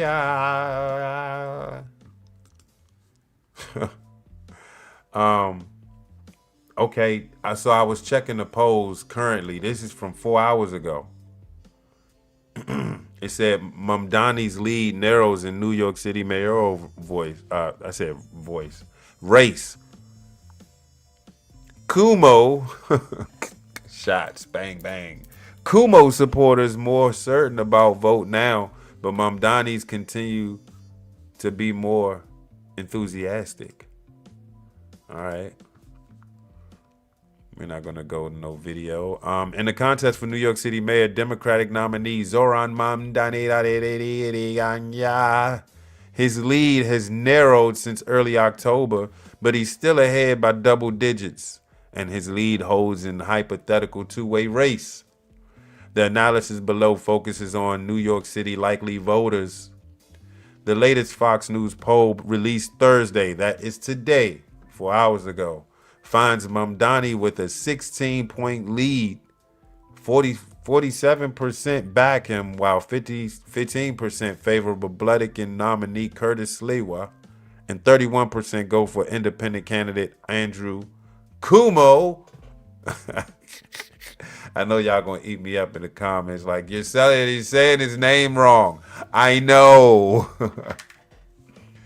Mamdani's lead has decreased since mid-October when he was ahead 24 points. God damn, he's blowing his doors off. He said above the 50% threshold, 52% support for Cuomo. I was supposed to say Cuomo is up 3 points, and Sliwa remains unchanged. Sliwa, you have no fight in this game. I'm sorry. Independent candidate and current mayor Eric Adams received 2% support despite dropping out of the race. God damn, they just said go, just go, leave. That 2% is the only 2% of black people that vote in New York City. Just go, just shots, pow pow, just go. Eric just said, man, F all y'all. Wow, that Bama dropped out. He was down. How y'all let this young bum, clearly this young bum never had a job, come in and beat the shit out of y'all like this? This is crazy. How is this debates to be having a more than a 10-point lead in a New York mayoral race? That's crazy. What are the people looking at? What is he saying? Like, hey, I promise y'all free food tickets. Y'all go to the best places on New York City, 5 stars. You get free food. What is he promising y'all? What are y'all falling for? Mamdani receives greater support among men. Damn. New York, what's wrong with y'all? What is wrong with y'all? Really? Really, New York? Really? This is how we going? Y'all going, just 24 years ago, y'all done seen that same Bama take the towers down. And now y'all gonna vote him in as mayor? Huh? Fine by me. Fine by me. So basically, I just wanted to check the polls. This Bama's up 10. Let's just say this Bama's up 10 points against Cuomo. Who y'all think gonna win this joint? I think Mamdani got it in the bag, bruh. Looking at the numbers, Mamdani got it in the bag. You know, the real voting starting in a couple days, bruh. If the lead ain't dwindled like it's supposed to, then we in trouble, aren't we? Who you think gonna win? Comment below, let me know. And guess what, though? We gonna take a break because we got one more topic to go. And I know I'm giving y'all more than 2 hours, ain't I? I'm talking like, sure. Cool, you need to chill, bruh. I know. I'm going to take a break right now. Need a sip of water. Mamdani, the character. NY's biggest L coming up. If this Bama win, I'm going to continue to let y'all have it, bruh. Don't come in my comments talk about how good he is. This Bama ain't never had a job. A Nepo baby. Y'all let Bronny James be the MVP of y'all team, and y'all got Austin Reeves out that jump. Hooping. Let's take a break. I'll holler at y'all in a minute, man. I promise I'll come back. By these police making brains, jumping out and chicken nuts, cutting balls down the crumbs. Babish weed is in my lungs. Niggas stiff me for a bag. I'ma shoot him in his ass. I'ma show him who the boss. When you niggas gonna learn, when you cross in this game, then your ass will get burned. Wait my turn, on my time, rock for rock for the dime. Taking bad chance after chance, but I got to dance to the rules of this shit. That's why I keep a revolver. How the hell you robbers gonna rob the robber? Go up on the start you with pistols, snap across mouth, reaching in your pockets and take your money out. Man, you know what's going. You got cheese, I got dope. But the 900 strong, I got peas, I got coke.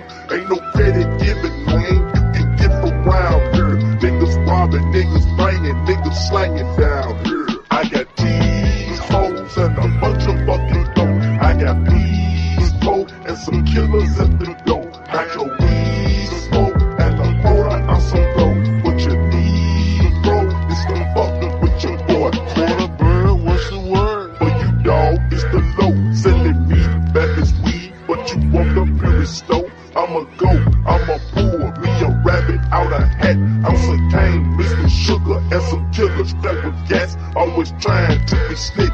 You done step in some shit. You done broke, get your dogs. You done told your fucking jaws with me, boy. You ain't know, cause the street never lies. Walk right up on your ass, shoot right between the eyes. You be staying with the flies while I'm riding on phone with your bitch. Smoking dope, fucking all in your home while you're kissing on the lips. She be sucking on my dick, flipping block on the bank. System boom as I dip through the streets of the hood. North Memphis, Hollywood, represented to the max. I'm just out here stating facts, trying to stack me some places. Got my foot on the stakes. I'ma squeeze on some lead for you niggas that I fake. I got cheese, hoes, and a bunch of fucking dope. I got peas, coke, and some killers at the door. Got your weed, smoke, and a quarter on some dope. What you need, bro, is the fucking with your boy. I got cheese, hoes, and a bunch of fucking dope. I got peas, coke, and some killers at the door.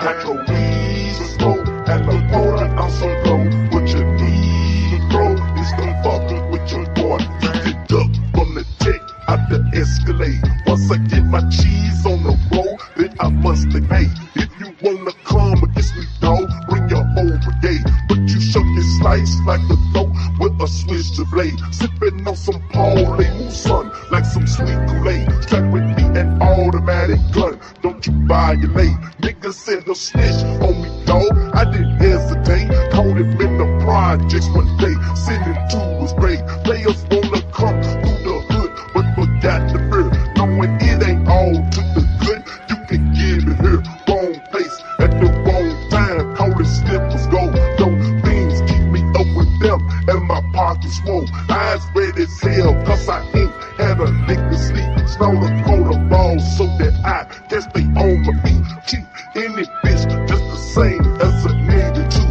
If you trustin' hoes in this game, use a damn boo. Boy, I got cheese, hoes, and a bunch of fucking dope. I got peas, coke, and some killers at the door. I got weed, smoke, and a quarter on some dope. What you need, bro, is the fucking with your boy.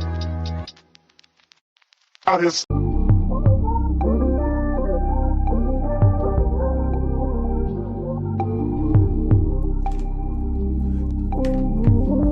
Terrible transition, I know. Welcome back to Explicit Intelligence, a place on YouTube where intellectual intelligence is spoken explicitly. Who I be? The explicit intellect, Mr. Cool. And we about damn near 2 hours in, so I'm gonna finish this last topic, man. It's getting kind of hectic. I'm not laughing at you, but it's literally getting kind of hectic. Folks out here threatening to loot Walmarts. They want to get the nacho cheesier Doritos. I said Doritos. The nacho cheesier spicy Jones. They want to get them wait, what's the spicy Cheetos? Want to get them Jones too, the Fire Jones. They want to get them Hostess cupcakes. Oodles and noodles. They don't want no eggs, vegetables, and fruit though. Nothing they could cook though. They want them pizzas, them box pizzas you can put in the microwave for 10 minutes and be good. They need something quick out there. Y'all biting on their EBT and snap cards and shit. What are y'all doing? Anyway, man. How do I formulate this thing right now? Like, how do we start it? Like, who's to blame? I do have a theory, though. I do have a theory. I just thought about this before I left work today. But we in day 30 of this government shutdown, y'all. And I think I told y'all a few weeks ago that even on my job, we're going to start feeling the effects. I live in an area where a lot of people in my area work in the federal government, so they're feeling the pinch now. I've noticed there's not a lot of cars on the road in the morning. It's because they're at home wondering about how they're going to get this bread up because they're furloughed. Can you imagine this? I don't know if the people not experiencing this yet, but we 30 days in, so it's going to start trickling down. Can you imagine this, though? Having to get up, get dressed, you possibly rationing off your breakfast. You probably eating a piece of your muffin now. You split half of your muffin. You put the rest of the muffin in a plastic baggie. You made sure it was fully zipped because if that air get to that muffin, boy, you're going to have a bad muffin. You took a piece of that muffin and you took a bottle of water with you for breakfast. And you got to go to work. So you on your way to work and you got to conserve gas. And you blown because you can't conserve gas because you got to go to work. You wondering, how am I going to get the next dollar to get at least a half a tank of gas to survive the rest of the week? It's only Tuesday. You get to work, you punch in, you're doing your job for 8 hours, you go back home. You're thinking the same thing. How do I get this bread up? You do this for a whole pay period only to find out that you are not going to get the check, bruh. You're not going to get paid because the government is shut down. What do? How do you do it? Who do you blame? What do we turn to? I went straight to it for y'all. Let me delete this real quick. I went on, I'm not signing into nothing. Okay, yeah, so I went on to CNN Politics, right? I just threw out some links and some resources that maybe can help us understand what's going on with this shutdown. So I'm going to share this one.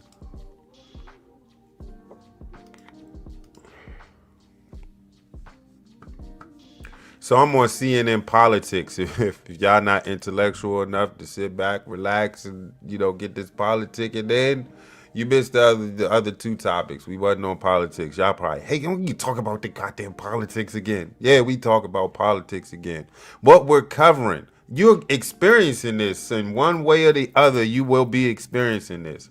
Day 30 of the shutdown. Food stamp benefits could halt for millions and millions of Americans this weekend, like this Friday. Like, I don't know if y'all get paid by the week on Fridays or not, but you probably won't get paid this Friday due to the government shutdown. Meanwhile, federal workers across the country are going unpaid, finding it increasingly hard to make ends meet.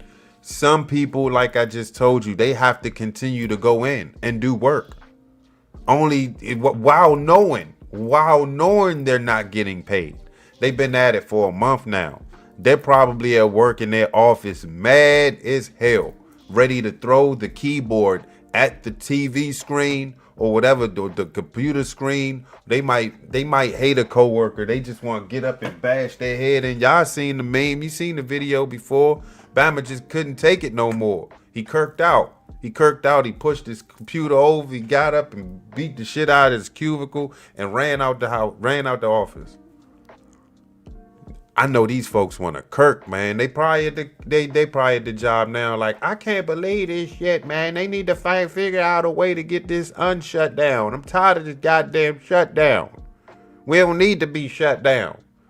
Do they even care about the people? No, they don't care about the people. Who don't care about the people? We'll find out in a minute. Still talking. This is a bullet point now. Although senators are leaving D.C., Senate Majority Leader John Thune said he expects members to continue talking over the weekend. Thune previously noted that there was an uptick in bipartisan talks this week. I have a theory, though. Meeting with Z. This is a bullet point. Donald Trump is back in the U.S. after meeting with Chinese leader Xi Jinping in South Korea. Oh, hold up. Xi Jinping. Saying they come to an agreement on almost everything, including tariffs and rare earth minerals. Hey, man, you got to hand it to the Bama, man. Trump going out this joint, getting the job done. Moving forward, is there anything else? There's nothing else? Okay, here we go. Senators are departing Washington, D.C. for the weekend, while millions of Americans are at risk of losing critical food aid, and little progress is being made to end the government shutdown that has now lasted 30 days. Bars. And looks like stretching into next week. So don't expect nothing to happen tomorrow. I know folks is at home like, please, then when I go to sleep, let me wake up and the shutdown be over. Oh man, I can only imagine. Let's just look, put yourself in their shoes, man. Y'all think I'm joking. But I live minutes away from DC. I could have had a job in DC federal. I had a job working in the federal government. 30 days of not getting paid. Some of you brokies on YouTube don't know what I'm talking about, because all you do is sit on YouTube all day on live 24 hours a day on your phone, because you don't have a proper setup to do a podcast, but yet you call yourself a podcast. I don't know why you think you're a podcaster, because you get on your phone and you click a link and you say, hey, how you doing? I'm this person. You don't do none of the research. You don't write shit down. You ain't creative. Your background is a bedroom with a window on it. You're going to have to do something better with that background. Put something back there. Put a poster back there or something. Nobody wants to see your dirty ass window. It's probably not even your window. You live with your girlfriend, bro. How you doing a podcast? You need to be going to work. Half of y'all be going to work. Y'all be going on podcasts during the time your ass should be at work, starting work. Breakfast time is over, but y'all on a podcast. How are you doing that? How do you have the time?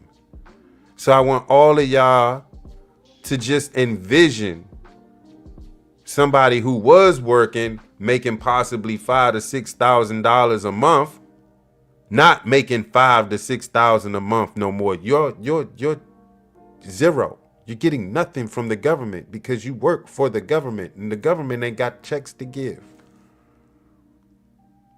And you've been at it for the last 2 pay periods. You got nothing. Can you imagine what this family's going through every time they might have to dip into that savings? They might not even have had enough in their savings, but they got to dip into that savings like, damn, I just got to this point. I wasn't pulling from this account, but now I got pulled from this account and I got to start all over again. Hopefully not. But it's been 30 days and now I'm almost depleted this account. I'm $300 down. How I'm going to get this paid? And then you hear, there ain't no retro pay when we open this thing. So you mean to tell me I'm going to have to do a whole 2 weeks to get paid only to be behind on everything? Maybe not everything, but enough. So you just gonna be clamming. You underwater now, so you just gonna be trying to pay, just trying to swim up to the top. But the top keep going up because you keep being backed up. Because you was never retro prayed that whole month you took off. I think this was orchestrated. That's part one of my censored theory. That's why you got the censored theory in the back. I think this was orchestrated, and I'll explain why in a minute. Republican Senator Cynthia Lumey blamed Democrats for the impasse and told supporters that it would be a waste of time if lawmakers stayed in Washington to try to work out a deal, because basically Democrats ain't trying to come to the table. Meanwhile, Democrat senators are sticking to their demands as a major federal worker union urges lawmakers to immediately reopen the government. Democrat Senator John Fetterman lambasted fellow Democrats for not getting their shit together with SNAP food benefits on the line. Hey, let me take y'all to TikTok real quick, though. Before we go any further, I wanna come on, man, give me a break with this Mamdani shit.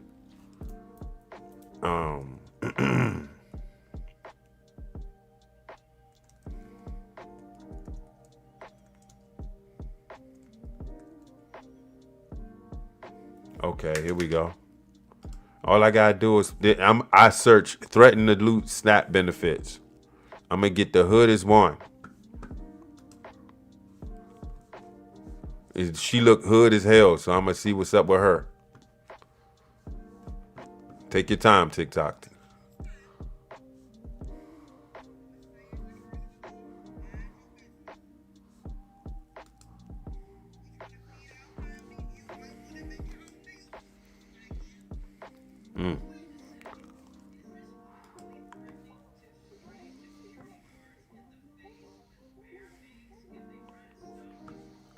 Yeah.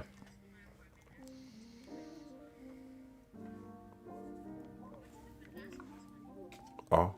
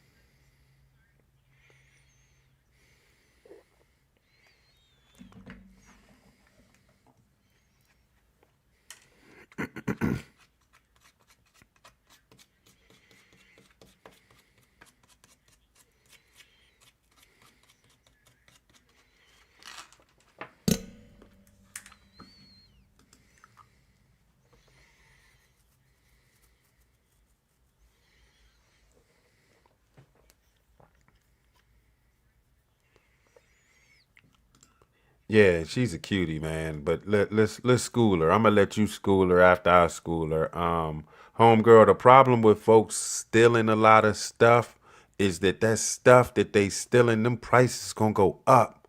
And then folks that don't steal like y'all be stealing is gonna go in that store and find that the price is going up sky high. And you know what summertime we do? We just be like, I can't do it. I'm going to go buy something else or work around it, or I'm going to go ahead and bite the bullet and pay that money for it. But in the back of my mind, I'm like, why did the price go so far up in the sky? And this is the reason why, because some of y'all out this joint stealing. And then y'all telling on yourselves because you're getting on social media saying, I'm going to do that. So now we know what you look like. But I'm going to let you go ahead and cook, homeboy. Go ahead.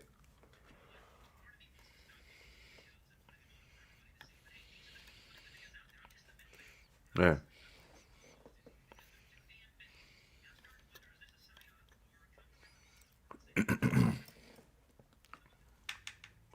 No.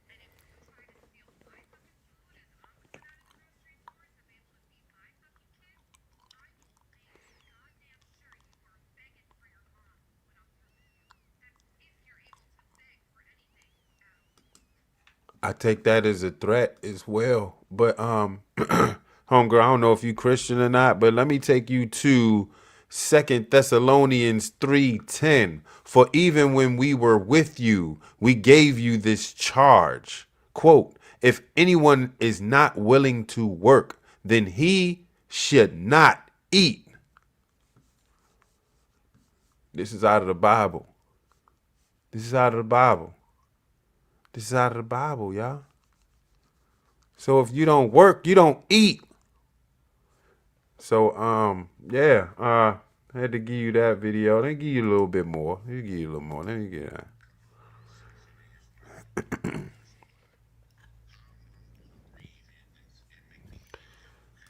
Nigga, you can barely talk. You run it back. We 8 seconds in and you can't even pronounce the word you said.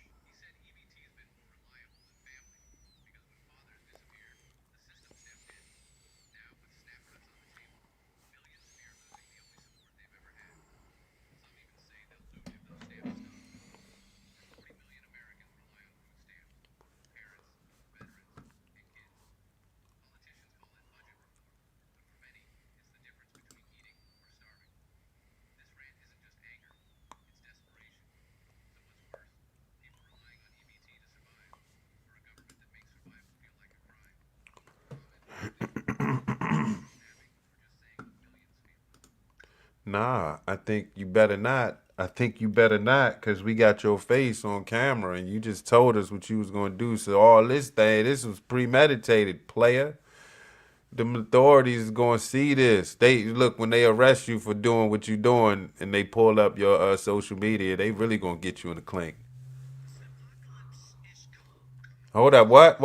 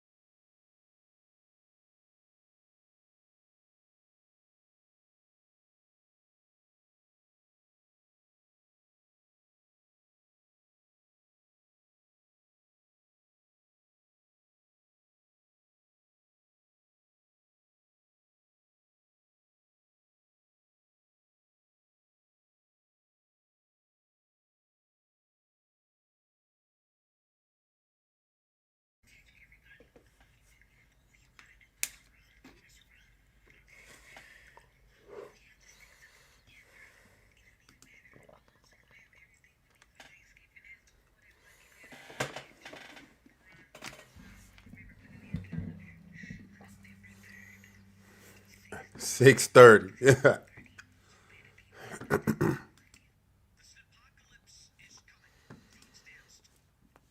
It's gone viral. It definitely did that. I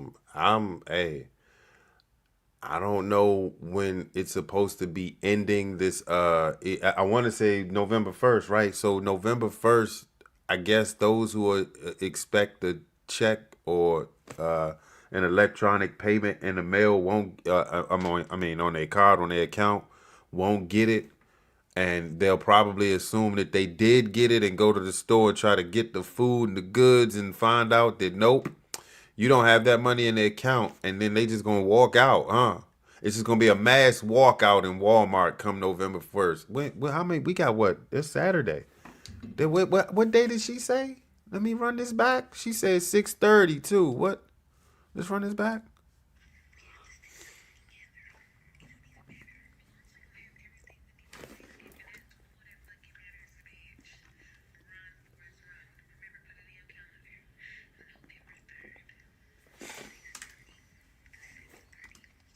November 3rd, 6:30 to 7:30. So you got an hour to get what you need to get and get the hell out of the Walmart, right?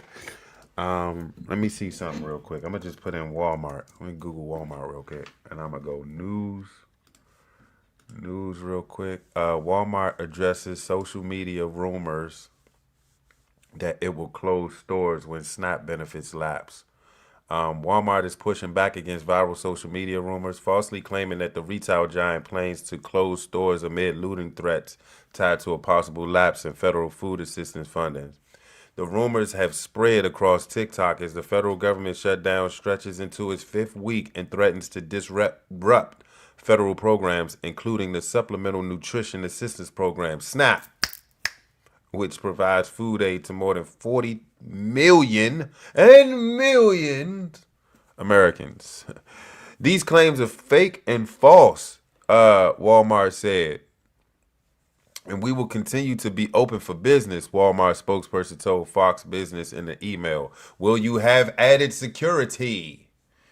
That's the question. One widely circulated TikTok video falsely claimed Walmart would close all of its stores on November 1st and only allow customers to place orders online. The video, which garnered more than 570,000 views and 40,000 likes as of Wednesday, alleged that these bammers from the legacy media be paying attention to social media and be using it for content. That's crazy. I just thought that was crazy. I know they've been doing it for a while, but I every time I hear them say that, I just be thinking this crazy. Said alleged that the company's decision was due to concerns over unrest if SNAP benefits were paused. Quote, the Brokies made a threat to a Walmart. Wait a minute. Is there a video for that? The Brokies made a threat to... Every time, so I can't read this with a straight face, man, every time I say the word Brokies. The Brokies made a threat to a Walmart and said that if the government shuts off food, SNAP, they're going straight to Walmart to get everything they need, the user said. Now, every Walmart has a police officer on standby. They should. Another user posted a video viewed nearly 250,000 times and claimed that customers would be required to shop exclusively online. Quote, Mr. Wally World said you are not coming into his establishment, the user said. Oh, so if this ain't true, Walmart, then you got a bunch of bammers out here trying to incite the riot. But here's my censored theory. I think this shutdown is going to go on for as long as they can bear it until the election is over, the midterms. Once they get that out of the way, if the Democrats take over the House, then they'll shut it. They'll end the shutdown. Probably assuming that the Republicans will probably keep the shutdown going, being petty. But nah. They're waiting until after the midterm. So we will probably have to wait until the election's over to see. So that's another 2 or 3 weeks, damn near, y'all. So you definitely not getting paid in the next pay period. So you gotta prepare for that. I would urge family members to get involved at this point. I would urge any resource you can get locally, use it. Use it. Because you need it. You don't have that bread in your account. You got to go get that. They're going to milk this shutdown. The Democrats are, because they can end this just like that and have your snip, snap right back in that account so you can get them Doritos and them Hostess cakes and them fruit roll-ups. He's showing his age. We don't eat that shit no more. Hey. This is a Democrat chick. This is my sense of theory. I think they milking it to take over, to shut it down and say, see, we told you, we had you, we got you. The Republicans, this was all their plan. No. I really think the Democrats need to go to the table, sign this shit in so the shutdown can be over, so these people can get paid, and then y'all need to go back to the table and negotiate. That's how this stuff is done. But shutting it down for a month and probably about to eclipse, you about to break a record. They about to break a record trying to prove a point, a moot point that is too. People just want to work and eat, bruh. People just want to work and eat. But I went on Quinnipiac University poll. This is in October 22nd. They say, who is more responsible for the government shutdown? Voters blame Republicans slightly more than Democrats. This was the 22nd, and I don't think this is a true statement. Quinnipiac University national poll finds Trump numbers spike on handling of Israel-Hamas conflict. Hit new low on the economy, though. 22 days into the government shutdown after Congress hit a budget impasse, 45% of the registered voters think that Republicans in Congress are more responsible. That's 45%. 39% think Democrats in Congress are more responsible, while 11% volunteered that they think both parties are responsible. Both parties are semi-responsible, but if we really holding blame, we putting blame on the Democrats, because the Democrats can end this shit just like that. Just like that. But are they? Will they? I think not. Vibe out real quick.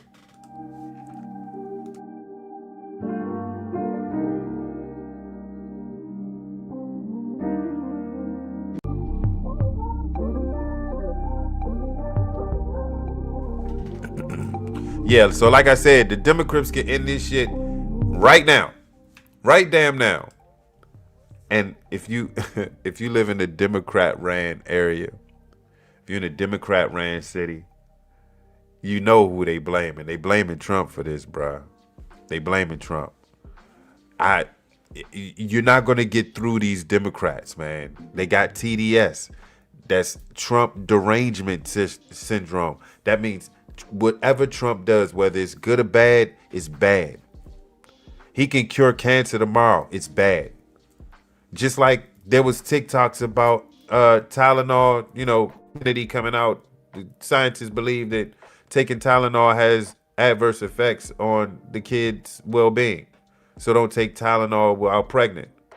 You had a bunch of people doing TikToks taking maybe either fake Tylenol or they were taking real Tylenol after that announcement was made. They was going viral. Like, yeah, glad that's not my mom. Sheesh. This is how bad it's gotten. Like, your derangement is that bad. Trump can say, I cured AIDS. All you have to do is have sex with a dog. No, I'm kidding. I'm kidding. And Trump said, I cured AIDS. We cured AIDS. We got the scientists together. We cured AIDS. You got to line up and get this shot. It'll protect you from AIDS if you ain't got it. It'll cure you if you have AIDS and you got it. You know how many people won't line up? Democrats. Goddamn right, I'm gonna get my shot. If it's actual, get my goddamn shot, bro. Get that AIDS, man. I ain't trying to get that AIDS. I'm trying to have the AIDS blocker. What's the AIDS blocker? They got the AIDS blocker now. What's the AIDS blocker called? It's got a bunch of Dupixent. What is it? Dupixent? What is that? What is that? What's the AIDS blocker called, man? What's the HIV medication? I'm about to give it to you right now. Wegovy. What's the HIV? Yeah, I watch too much TV, man.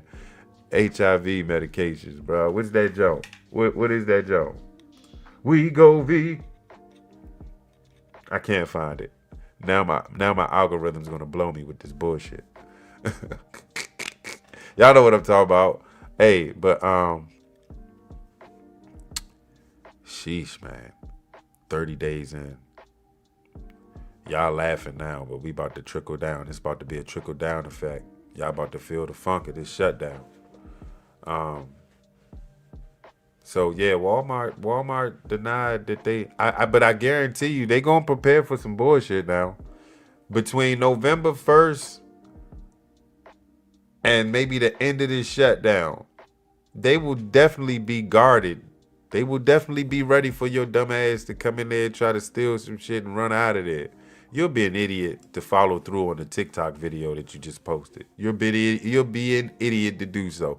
I have a hunch that everybody that did a TikTok video probably got a job and probably all right. They probably ain't furloughed or fucked up with EBT, especially the homie. What he doing with EBT? I ain't know men could get EBT. How he get an EBT? How did the dude get an EBT? He can't be a single dad. Black? Yeah, he ain't no damn single dad. That's rare. It's a blue moon. Ain't a blue moon over there. Y'all know what I'm talking about. We just seen the video. Bam was like, messing with my EBT is like messing with my breathing. How am I supposed to breathe if you... What, man? What? Get a job then, motherfucker? Yeah, the time for feeling sorry for poor folk that don't want to do nothing is over. Y'all better get up off your ass and prepare and do something. You got time for that shit. Y'all had ample time to get this shit going. You knew Trump was in office. You should have prepared better. Damn it, I don't feel sorry for you. I feel sorry for the ones who actually need the EBT and SNAP, who actually really need it. That y'all been stealing ever since. Y'all don't need a EBT shutdown government, whatever, to do what you've been doing. You've been stealing. You've been in Walmart taking sausages and shit. What do you need the shutdown to do that for? You've been doing it.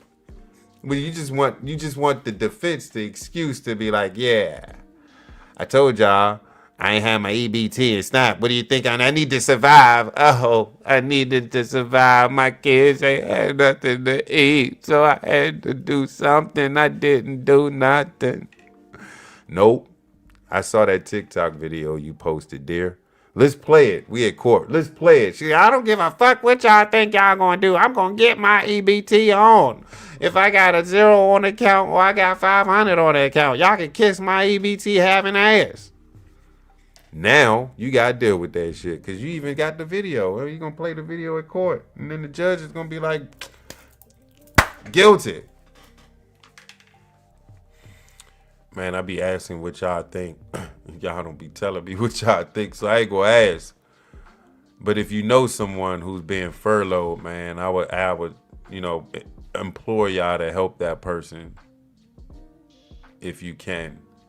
Deliver some food to the food bank, do something nice to somebody, Spread kindness right now. Don't wait until Christmas to be nice because you got that bonus check and you feel like you on top of the world. No, treat everybody kind, even in Halloween. That's tomorrow. Even on Halloween, treat somebody kind, man. Get somebody a hug. Get somebody a 5-pound and be like, everything gonna be all right this weekend, bruh.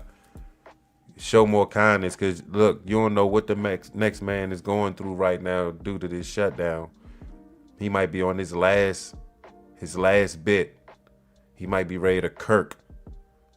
If you kirk and they kirk, negative plus a negative equals a negative. Man, so prayerfully the shutdown ends. But like I said, if my censored theory is correct, the Democrats is going to ride this out until after the election. We're going to check them numbers after the election. If we are running things, then we'll shut things down. Or, I'm sorry, we will unshut things down. This is the Democrat speaking. And this is Mr. Cool speaking. I hope you enjoyed the show, man. It's been damn near 2.5 hours. Should not have been rapping this long, but I missed you. Shut the fuck up. I was here last night. I hear y'all next week, man. Y'all be safe out there. Have a good weekend. Set them clocks back, damn it. And hopefully Trump take that shit away. I would gladly take that away. The spring forward and fall back, I'm done with that. You messing up my body. I can't sleep right when that shit happens. You messed me up that whole week. I think I get sick that week. So don't be surprised if the cool is sick next Thursday or Wednesday. I'm out, man. Y'all be safe out here.